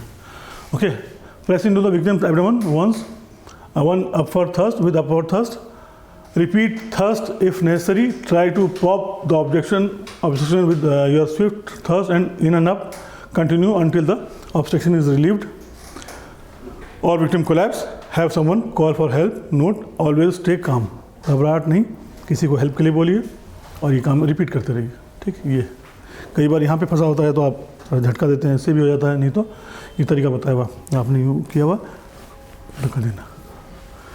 ओके, ये ask someone to call help, lower victim to the floor on back or left side and perform Heimlich maneuver. Open airways with tongue, jaw stiff, look inside mouth. If you cannot see anything, do not do the finger sweep. Try to give 2 full squeeze rescue breath. ये सब पूरा अगर बेहोश है तब, ठीक है ना। ये देखना यहाँ पे ये दबाया और ऊपर की तरफ, ठीक। ये इसको क्या कहते हैं हम, ठीक, हेमलिक मैन्यूवर, ठीक। उसका कोई नाम ना भी दें, आपको तरीका मालूम होना चाहिए। Okay, choking, what to do, ये तो हमने पढ़ ही लिया। अब अगर आप अकेले हैं तो है साथ में तो ठीक है, वो कर लेगा, इसको मालूम है तो। नहीं है तो कोई ऐसा देख रहे कुर्सी है, कोई इस तरह की, पहले अपने आप कोशिश कर सकते हैं, करिए। नहीं तो ये कोई स्टेशनरी ऑब्जेक्ट है, उस पर अपना पेट इस तरह दबाइए, और वो काम जो पीछे करो आप खुद ही दबाइए और नीचे की तरफ झुकिए, ताकि वो चीज़ें अब थ्रस्ट मूवमेंट हो और प्रेशर पड़े उसका, ठीक। ओके, बर्न का मतलब जल जाना, किसी का जलना, स्किन का ही जलना होता है ना। आपने सुना भी होगा first degree burn, second degree burn, third degree burn, सुना है कि नहीं? बहुत जल गया तो और थर्ड डिग्री बर्न है। तो उस जो डिग्री ऑफ बर्न का मतलब क्या होता है? आपकी स्किन जिसकी कितनी लेयर्स होती हैं? 30 नहीं, स्किन में 3 लेयर्स होती हैं। कौन कौन सी होती हैं? एपिडर्मिस, डर्मिस, एपिडर्मिस पहली, एपिडर्मिस, डर्मिस फिर सबक्यूटेनियस। ठीक, ये 3 लेयर सबने पढ़ी है ना सबने? सबसे ऊपर वाली जो लेयर है, अगर वहाँ पे कुछ जलता है नॉर्मली फर्स्ट लेयर तक की कहानी, तो वो आपकी फर्स्ट डिग्री बर्न होती है। Burns are injuries to the skin and underlying tissues that result from the sun, heat source, fire, hot items, boiling liquids, chemicals, radiation, यानी हर तरह का। इसके अलावा ठंड से भी जल जाता है। कहीं फ्रिज रेफ्रिजरेटर वगैरह में आपने देखा हो ना, यहाँ पे चिलर होता है या फ्रीजर होता है, उसमें भी अगर साफ़ सुथरा है, आपने हाथ लगा चिपक जाता है कई बार उससे भी। या हमने जब CO2 एक्सटिंग्विशर इस्तेमाल कर रहे थे, अगर आप लोग उसमें हो तो CO2 बहुत कोल्ड होती है, तो उसके जो मेटल पार्ट्स होता है उसमें छू लिया तो हाथ उसमें चिपक जाता है, तो कई बार कोल्ड बर्न भी होता है। लेकिन ये बर्न कई तरह के हो सकते हैं। आपकी स्किन या उसके जो टिश्यूज़ हैं, ऊपर स्किन या उसके अंदर वाली टिश्यूज़, उसके बनने को जलने को हम जो है क्या बोलते हैं, बर्न कहते हैं। और ये कई तरह का हो सकता है। फायर से हो सकता है, हीट सोर्स है, प्रेस है, गरम एकदम भाप है, सो मेनी थिंग्स। ठीक, hot liquid, boiling liquid, chemical, radiation, कुछ भी। Okay, there are 3 kinds of burn, first, second and third degree burn. Burns are classified by their degree of skin and underlying tissues that are damaged. You will observe different symptom symptoms. ये हाथ है, ये हल्का सा एक खाली skin का ऊपर वाला हिस्सा चला है, ये फर्स्ट डिग्री, उसके अंदर तक चला गया, फफोले पड़ गए वो दूसरा, और अगर टिश्यू अंदर तक जलता चला गया, खासकर जैसे इलेक्ट्रिकल बर्न्स में होता है, तो इसे हम थर्ड डिग्री बर्न कहते हैं। ठीक, फर्स्ट डिग्री बर्न क्या होता है आपका? Superficial first degree Burns show following signs and symptoms: red or darker skin than usual skin, slightly swellowed skin, painful but mostly bearable. These burns usually extend only to epidermis. Epidermis क्या होती है? ठीक, ये क्या है? ये है आपकी एपिडर्मिस, फर्स्ट डिग्री बर्न। यहाँ पे अगर कुछ होता है इस एरिया में ना, यहाँ तक ये सब जो हो जाएगा कुछ भी, तभी ये फर्स्ट डिग्री बर्न था, इसको फर्स्ट डिग्री बर्न कहते हैं। ठीक, second degree burn, intermediate second degree burn shows blistering, blistering मतलब छाला, ओके, स्वेलिंग, सूज जाना एकदम से, and very painful. These Burns usually involve epidermis and the dermis, ऊपर की स्किन भी और उसके नीचे वाली स्किन भी जलती है। ठीक, ये ठीक, ये आपकी ये पूरे एरिया यहाँ इसमें इफेक्ट है। Okay, then you have third degree burn. ठीक, black parchment like white looking burns wound, mostly dry, no pain inside the third degree burn area but very painful in the surrounding second and first degree burn part of the skin. जैसे कि ये पूरा area जला है तो अंदर तक जल गया, ये यहाँ तक गहराई, तो अंदर तक वो उसका इफेक्ट है। एपिडर्मिस में भी, डर्मिस में भी, और उसके नीचे भी जो पूरा पार्ट है उसमें भी। ये बर्न कई तरह से हो सकते हैं, जैसे dry burn, scars, electrical burn, chemical burn, ये सब अलग अलग तरह के हैं। ड्राई बर्न का मतलब वो जो आग से नॉर्मली जब जलते हैं ना, इस तरह की चीज़ होता है। With hot object like hot cigarette, hot domestic appliances, friction, आग, ये सब चीज़ें, ये सब ड्राई बर्न है। स्कार्स में आपके क्या बोलते हैं, किसी लिक्विड से, तेज़ भाप से, जैसे प्रेशर कुकर है या कोई इस तरह की चीज़ें, या चावल बना रहे हैं आप, खोला ढक्कन, उसमें बहुत तेज़ भाप लगी एकदम से, है ना, इससे भी जलना होता है। इलेक्ट्रिकल बर्न, ठीक, इलेक्ट्रिकल बर्न इलेक्ट्रिकल करंट की वजह से हो सकता है। This can result from low voltage current to why lightning strikes. ये लाइटनिंग स्ट्राइक्स क्या है? जो बिजली चमकती है ना, एक बार हो गई तो उससे भी अगर पहुंच जाती है तो बहुत सीवियर होती है। ओके, या ट्रांसफार्मर वगैरह से कभी जल रहा है, कुछ निकलता है चिंगारी वगैरह, देन केमिकल बर्न्स, बहुत सारे केमिकल हैं इस तरह के, एसिड्स वगैरह है, उससे जलना, सभी आप हैं। उसके अलावा सन बर्न, फ्रॉस्ट, ये भी आगे आएगा। ठीक। रेडिएशन बर्न, किसी जैसे आपका ये लेज़र है ना, या इस तरह और भी बहुत सारे रेडिएशन है, एक्सरे और इस तरह की चीज़ होती है, उससे भी आदमी जल जाता है अगर एक जगह पे फोकस हो रहा उसका। ठीक। रेडिएशन बर्न है exposure to radioactive sources, x-ray, radiotherapy, है ना। Frost bite, cold burn. ठीक। सन बर्न, ये जो सन बाथ लेते हैं ना, वो धूप में बैठे हैं, उसकी वजह से भी स्किन जल जाती है अल्ट्रावायलेट रेड से। ये अलग अलग टाइप के बर्न हैं, ठीक है ना। सीवियर और large burn injuries can pose serious problems, however any burn injuries can lead to complication. देखिए कई बार होता है कि एक जगह हल्का जला, कई बार कुछ पड़ गया पानी, तो कई जगह थोड़ा थोड़ा से जला, लेकिन पूरी बॉडी में फैल गया, वो भी सीवियर है, बहुत दर्द देता है वो, है ना। हो सकता है फर्स्ट डिग्री बर्न हो, लेकिन वो क्योंकि पूरी बॉडी में कई जगह का मामला है, तो अब कहाँ करेंगे। या हो सकता है कहीं मिक्स हो, कहीं ज़्यादा जल गया, अंदर तक टिश्यू भी जल गया, कहीं हल्का ही जला, तो मिक्सअप भी हो सकता है सबका, कहीं फर्स्ट डिग्री, कहीं थर्ड डिग्री है। तो ये सब यहाँ पे लिखा हुआ है। Okay, the most important days are, क्या क्या होता है इससे, इन्फेक्शन होने का बहुत खतरा होता है अगर वो ओपन है या सही से ट्रीटमेंट नहीं मिला तो। जैसे बरसात का सही सीज़न होता है, इस तरह के जो सीज़न होते हैं खासतौर से उसमें, या पूरी अनहाइजीनिक कंडीशंस होती हैं वर्क प्लेस की, कई बार जहाँ पे रहते हैं वहाँ पर हाइजीनिक कंडीशन नहीं हो, तो इन्फेक्शन का बहुत खतरा रहता है, क्योंकि स्किन आपकी जो पहली प्रोटेक्शन है वो ख़त्म है, वो जली हुई है, तो वहाँ पर इन्फेक्शन या फॉरेन बॉडीज़ या वायरस या बैक्टीरिया इस तरह का ख़तरा बहुत जल्दी लगा रहता है।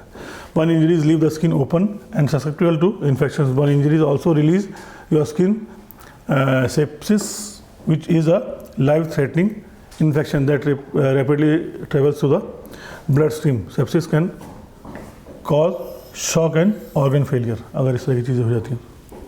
ओके, इसके अलावा ये जो इन्फेक्शन है, लो ब्लड वॉल्यूम, क्योंकि स्किन जल गई है, ब्लड फ्लूइड बहुत निकल रहा है, एकदम हल्का हो गया, उसकी वजह से भी लो ब्लड टेम्परेचर, ये सब चीज़ें हैं, low blood volume. Burn injuries damage the skin and the blood vessels, causing fluids to escape through the body. This can result in low blood volume known as hypovolemic. A severe loss of fluid and blood can prevent the heart from pumping enough blood through the body, resulting in shock. क्योंकि अब बहुत सारा blood आपका जल गया है, उसकी वजह से निकलने लगा स्किन, तो ज़ाहिर है जो रेगुलर सप्लाई ब्लड की वो इफेक्ट हो गई पंप करने के लिए, इसकी वजह से शॉक वगैरह कंडीशन होगी। लो ब्लड टेम्परेचर, जाहिर है स्किन का एक बहुत बड़ा काम क्या होता है, बॉडी के टेम्परेचर को मेंटेन करना होता है। अब वो जली हुई है, तो अब बॉडी का टेम्परेचर जो अप डाउन हो रहा है, तो ये भी फिर बहुत बुरी कंडीशन की तरफ लेके चला जाता है। ओके, ब्रीदिंग डिफ़िकल्टीज़, ठीक, क्योंकि ब्लड ही बहुत सारा लॉस हुआ या जल गया है, तो जो सप्लाई ऑफ ऑक्सीजन है थ्रू ब्लड स्ट्रीम वो भी इरेगुलर हो गई है, प्रॉपर ऑक्सीजन बॉडी में नहीं पहुंच पा रही है, तो इसकी वजह से जो है ना ब्रीदिंग डिफ़िकल्टीज़ भी होने लगती हैं, सांस लेने की। खासकर जो बड़े बर्न होते हैं, अस्पताल में जाएंगे तो आपको आइडिया लगेगा कि पूरा ढका हुआ है, वो बॉडी जली हुई है, अंदर तो आपको लग रहा है ठीक है, लेकिन सांस नहीं ले पा रहा उसकी वजह से, क्योंकि प्रॉपर जो ऑक्सीजनेशन होना चाहिए पूरी बॉडी के अंदर वो नहीं हो पा रहा है, इसकी वजह से चोकिंग हो रही है। चाहे आप वो कोई ऐसा केमिकल सूंघ लें, कार्बन मोनोऑक्साइड, उसका भी काम वही है, हालांकि कुछ नहीं, बॉडी ठीक ठाक है, लेकिन चूँकि वो आपके हीमोग्लोबिन में मिल जा रहा है ना, और आपके जो ऑक्सीजनेशन प्रोसेस को वो ऑक्सीजन को ब्लॉक कर दे रहा है, इसकी वजह से सांस दम घुट रहा है। तो वैसे ब्लड में अगर कुछ चला जा रहा है, इफेक्ट पड़ रहा है, तो आपकी बॉडी में पूरा फर्क पड़ेगा, उसमें दम घुटने का काम भी है, या और जो टेम्परेचर जिसके काम होते हैं। Burn wounds are very painful और disability. Burn injuries from scar tissues once healed. देखते ना, स्किन सुखड़ गई, हाथ पूरा खुलता नहीं है कई बार, है ना, स्किन है, कुछ भी गला है, प्रॉपर मैन्यूवर नहीं कर सकते आप, घुमा नहीं सकते, तो ये सब क्या है, डिसेबिलिटीज़ भी क्रिएट करता है।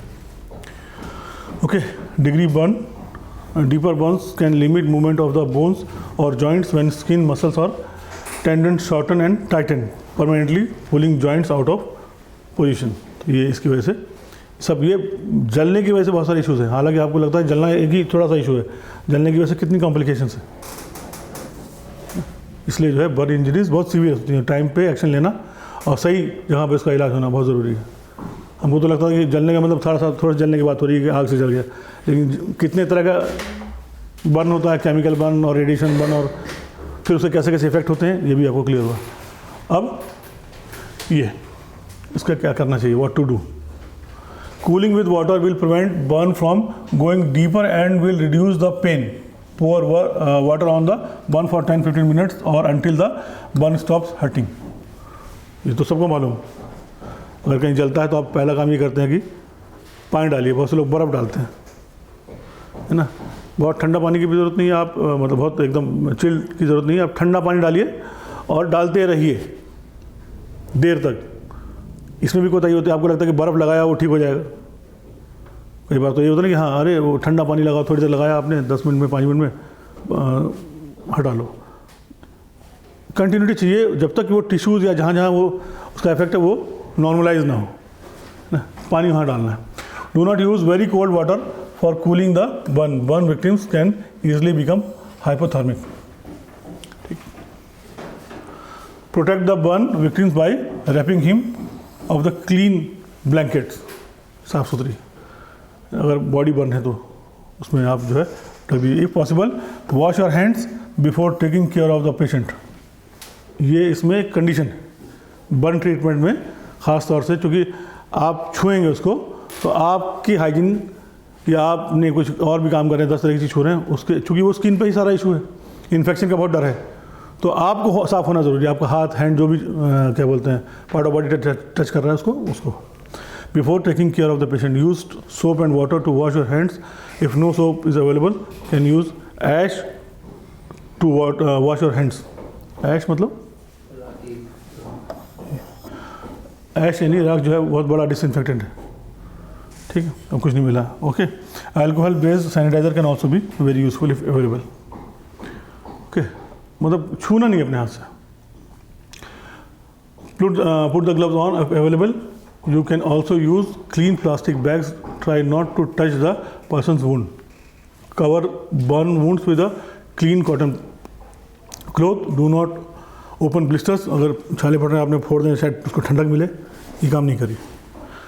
Leave them intact. Remove any clothing or jewelry that is not stuck to the burn skin. क्योंकि बाद में अगर फूले वूलेगा तो उसमें जो है टाइट हो जाएगा तो और मुसीबत हो जाएगी। जो बर्न से में मतलब अगर जला है और वहीं रिंग्स वगैरह हैं उसको नहीं निकालना है, लेकिन जो चीज़ पार्ट ऑफ बॉडी नहीं है उसकी, जो जली हुई नहीं है उसके आसपास, उसको निकाल दीजिए।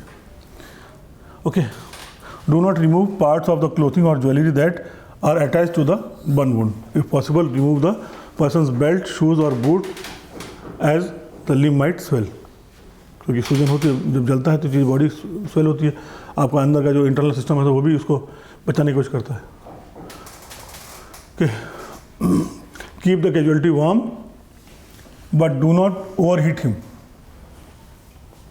Okay, if possible keep burned hand, leg and feet in elevated position. Do not leave the casualty alone and keep him observing. Observe the casualty breathing, especially when person is burned in the face and exposed to heat or has breathed a lot of smoke or hot air। इस condition में आपको छोड़ के जाना नहीं है। वो अचानक खासकर चेहरा वगैरह अगर जला है तो उसमें सांस लेने में या कुछ उसका प्रॉब्लम हो तो उसको कम से कम वो बोलेगा तो कोई वहाँ पे होना चाहिए, इसलिए वहाँ पे रहना आदमी का ज़रूरी है permanent. Okay, in case of severe burn transport casualty to as quickly as possible to the nearest health care facility और हॉस्पिटल। ओके, ये आपका फर्स्ट एड ट्रीटमेंट। सब आपने देखा होगा, हर चीज़ में खाली आप हेल्प कर रहे हैं, यही फर्स्ट एड। एड का मतलब हेल्प, फर्स्ट का मतलब पहली हेल्प।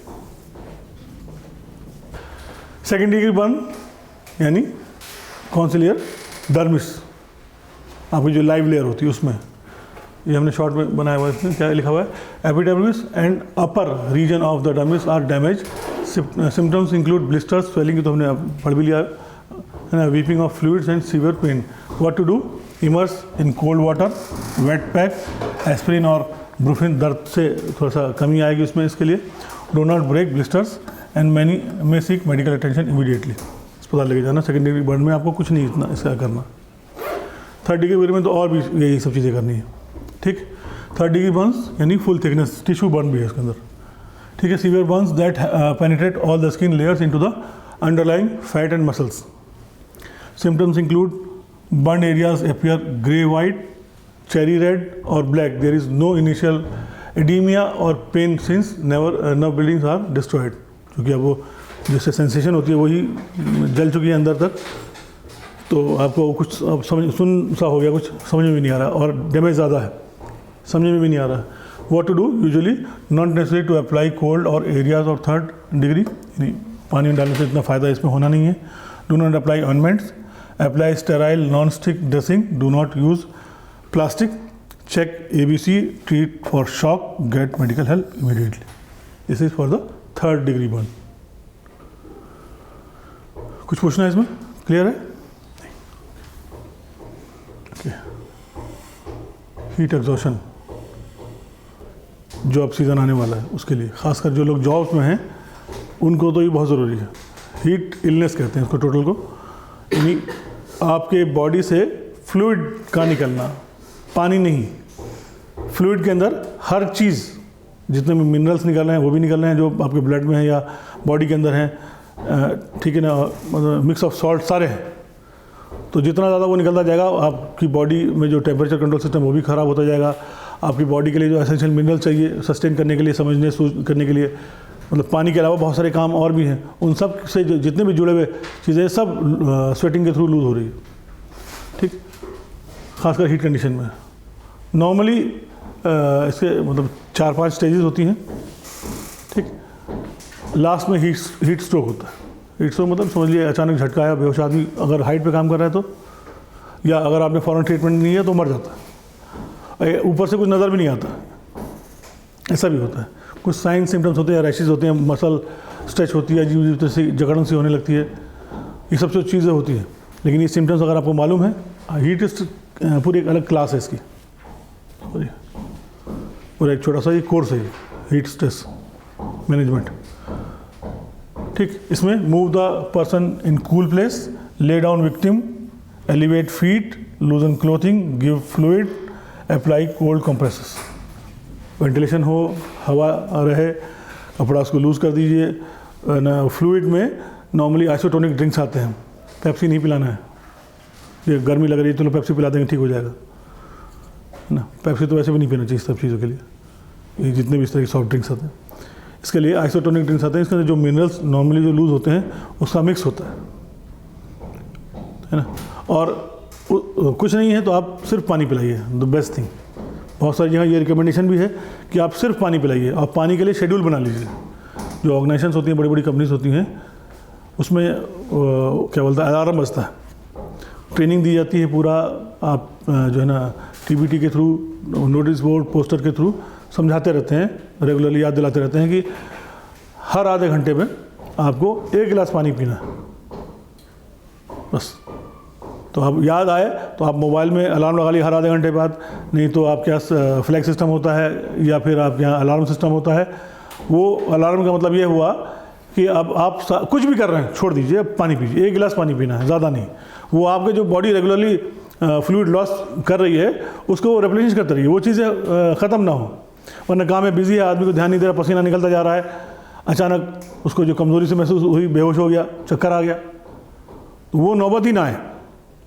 इसलिए आपका ये पूरा हीट स्ट्रेस मैनेजमेंट का एक पार्ट है कि अगर आप किसी वर्क प्लेस में या बाहर कहीं काम कर रहे हैं तो नॉर्मल या ठंडा, कूल्ड एकदम चिल्ड नहीं, नॉर्मल वाटर या थोड़ा ठंडा पानी हर आधे घंटे बाद आपने पी लिया, ज़बरदस्ती पी ली। ये हैबिट बना लेंगे तो जो बॉडी फ्लूइड है वो लॉस नहीं होगा। इसके अलावा वर्क प्लेस पे आप ये भी करते हैं कि जो टॉयलेट्स व यूरिनल वगैरह होते हैं उसमें स्टिकर चिपका देते हैं, उसमें पेशाब का colour dark yellow, light yellow, है ना, इस तरह से। तो उसमें भी बताता है कि कितना फ्लूइड लॉस हुआ है या कितना आप किस कंडीशन में हो। तो आप पेशाब करने जा रहे हैं तो पेशाब के कलर को चेक कर सकते हैं कि ये हमारा रंग किस तरह का है, यानी हम किस कंडीशन में हैं। कई बार ये मोबाइल वाले में भी आप लगा के रखते हैं, नेट पर डालेंगे तो आपको यूरिन कलर फॉर डिहाइड्रेशन ये भी समझ में आ जाएगा। तो चूँकि आप सेफ्टी वाले हैं, आपके लिए ये काम आसान है कि आप जितने भी यूरिनल्स हैं, टॉयलेट जहाँ पे जाते हैं पेशाब करने के लोग, वहाँ पे इतना A3 साइज़ का एक पोस्टर टाइप का बना दीजिए, कलर ऑफ द, और समझा भी दीजिए TBT में कि ये है।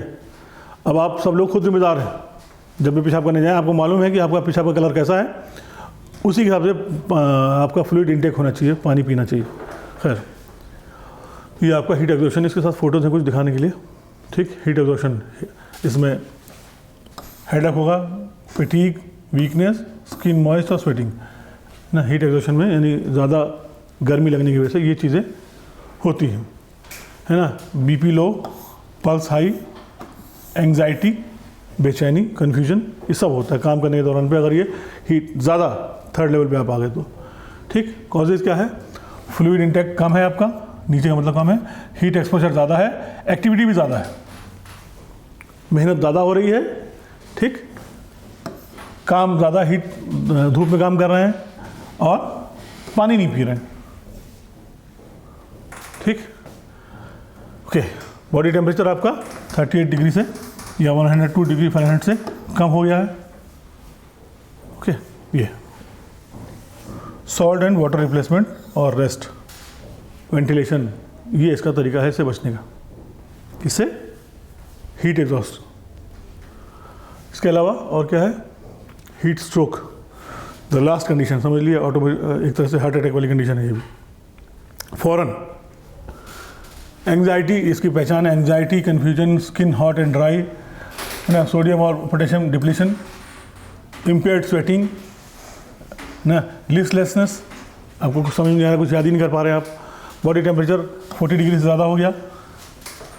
ओके, सीजर, डेलीरियम, कोमा, ये सारी कंडीशन आ जाती है फौरन हीट स्ट्रोक में ज़्यादा आप। ठीक, पल्स बहुत बढ़ गई, है ना, हाइपरटेंशन हो गई। Management, cooling, rest, fluid, electrolyte support फ़ौरन दीजिए और अस्पताल लेके भागिए। ये आपका फर्स्ट एड है। मतलब आपको ऐसा लग रहा है कंडीशन इस तरह की है, तो आपको ये नहीं कि हाँ कर दिया अब आराम करो ठीक हो जाएगा, नहीं, अब ऐसी कंडीशन है ये लीजिए और अस्पताल या एम्बुलेंस को कॉल करिए। ये वो कंडीशन है। हीट स्ट्रोक मतलब बहुत ही हीट की बहुत सीवियर कंडीशन है। ओके, आई थिंक हमारा ये काम पूरा हो गया ना, कुछ बचा है। फेंटिंग, बेहोशी ना, आप बेहोश पड़े हैं तो इसमें सारी ABC वाली कहानी पूरी शुरू हो जाएगी। बेहोश क्यों है, एयरवे चेक करिए, ब्रीथिंग चेक करिए ना। आप गए हैं, आप अचानक वो बेहोश पड़ा हुआ है या आपके सामने बेहोश हो गया, ठीक, ये सारी कंडीशन में। Fainting is a temporary loss of consciousness that can happen because of dehydration, over heating, low blood pressure, exhaustion, underlying condition और समटाइम्स इमोशनल स्ट्रेस। बेहोश हो गया, कुछ खबर सुनी, अचानक गिर पड़ा या गिरा पड़ा आप पहुँचे, ठीक। साइन एंड सिम्टम्स क्या है इसके? डिजीनेस, लाइट हेडेकनेस, सिर में दर्द हो रहा है, पेल, चेहरा पीला पड़ गया, अनस्टडी बैलेंस, ठीक से चल नहीं पा रहा, चक्कर सा आ रहा है ना, विजन चेंजेस जिसको कहते हैं, या हाँ जी ब्लर है, ठीक से दिख नहीं रहा है बिल्कुल। इसके अलावा क्या बोलते हैं उसको, आपको कुछ दूर से मतलब देख रहा पानी पड़ा हुआ है वहाँ पे है ही नहीं, क्या बोलते हैं इसका नाम एक खास है, बोल बताइए। हैं? हाँ, मृग मरीचिका इसको बोलते हैं। हाँ, मृग मरीचिका हिंदी में वही बोलते हैं, इंग्लिश में एग्जैक्टली हाँ हाँ, झील से दिख रही है और है कुछ नहीं, ठीक, वो कुछ और दिख रहा है, बहुत कर यार अजीब सा लग रहा है, ऐसा तो कुछ नहीं, नहीं हमको ऐसा अजीब सा लग रहा है, नहीं, ना वो ठीक से बात कर पा रहा है, ना समझ पा रहा है, ना ठीक से बोल पा रहा है, ना पहचान पा रहा है। ये सब सिम्टम्स हैं किसके कि वो बेहोश होने वाला, फेंट होने वाला है। ओके, करना क्या चाहिए? Make the person safe, lay the person flat on his or her back, elevate the person's leg to restore blood flow to the brain, loosen tight clothing. Then second, try to revive the person, उसको होश में लाने के लिए shake the person's vigorously, tap briskly और yell, चिल्लाइए, समझाइए, हिलाइए, ये करना, ठीक है ना। Do home care for simple fainting, जैसे if the person is alert, give fruit juice, especially if the person has not eaten more than 6 hours और has diabetes. हाँ, ऐसा होता है डायबिटीज़ में तो उस तरह की कहानी हो जाती है कि आपने कुछ काम में भूल गए और आपको चूँकि सुबह से लेकर मतलब हर थोड़ी देर में खाना है, आपने काफ़ी देर से काम ही नहीं किया, फिर चक्कर आना शुरू हो गया, पैर इधर से उधर गिरने लगे। जिसके घर शुगर के जो मरीज़ होते हैं उनको इसका अंदाज़ा है, या जो शुगर का पेशेंट है उसको बहुत अच्छी तरह अंदाज़ा है। पहले उसको कुछ खिलाओ, okay, stay with this person until he or she is fully recovered. I think it's call a health care provider, यानी वहाँ लेके जाइए उसको, ठीक है ना। हिट और head well faint more than once in a month, अगर ये सब चीज़ पहचान है इसकी। खैर ओके, हमारा एक कोर्स तकरीबन ख़त्म हुआ। हालांकि अभी बहुत सारे टॉपिक्स ऐसे हैं जो जानने चाहिए, लेकिन मोटी मोटी चीज़ें जो आमतौर पे होती हैं वर्क प्लेस पे या किसी के साथ, ये हमने जाना। जैसे कि बर्न के बारे में पढ़ लिया, ब्लीडिंग के बारे में पढ़ा, ब्रीदिंग के बारे में पढ़ा, हार्ट अटैक के बारे में पढ़ा, चोकिंग के बारे में पढ़ा, हीट एब्जॉर्प्शन के बारे में पढ़ा और फेंटिंग के बारे में पढ़ा। ये मोटी मोटी चीज़ें हमने जानने की कोशिश, क्या होती है, क्या उसकी निशानियां हैं और क्या उसके लिए फर्स्ट एड ट्रीटमेंट है, ठीक है। उसके बाद उसको अस्पताल लेके जाए, वो अलग कंडीशन है, ठीक है। You understand now this things. छोटा सा रिव्यू है, उसके बाद कोई क्वेश्चन पूछना चाहें तो आप पूछ सकते हैं अभी। ओके देन, सब हमको 3-4 कंडीशन हैं, आपको मालूम होने चाहिए। मेडिकल इमरजेंसीज कैन हेल्प, है ना, act quickly, calmly and correctly, consider being certified in first aid and CPR। अच्छा, एक चीज़ ये भी, ये टेक्निक आपको पता लग गई है, आपने बहुत प्रैक्टिस भी किया, प्रैक्टिस करते भी रहिए। ज़रूरत पड़े तो आप हेल्प भी करिए, लेकिन अच्छा है कि आप इसमें सर्टिफाइड हो जाइए। सर्टिफाइड रहेंगे तो कहीं भी करेंगे तो कॉन्फिडेंस के साथ करेंगे। कोई अगर इशू भी होगा तो आप डील कर सकते हैं उसके, नहीं हम सर्टिफाइड है ना, मैंने ये ट्रेनिंग ली है और ये सब मुझको मालूम है। वरना आपने किसी की हेल्प भी की, बाद में कुछ गड़बड़ हो गया, वो आप ही पे चढ़ बैठा।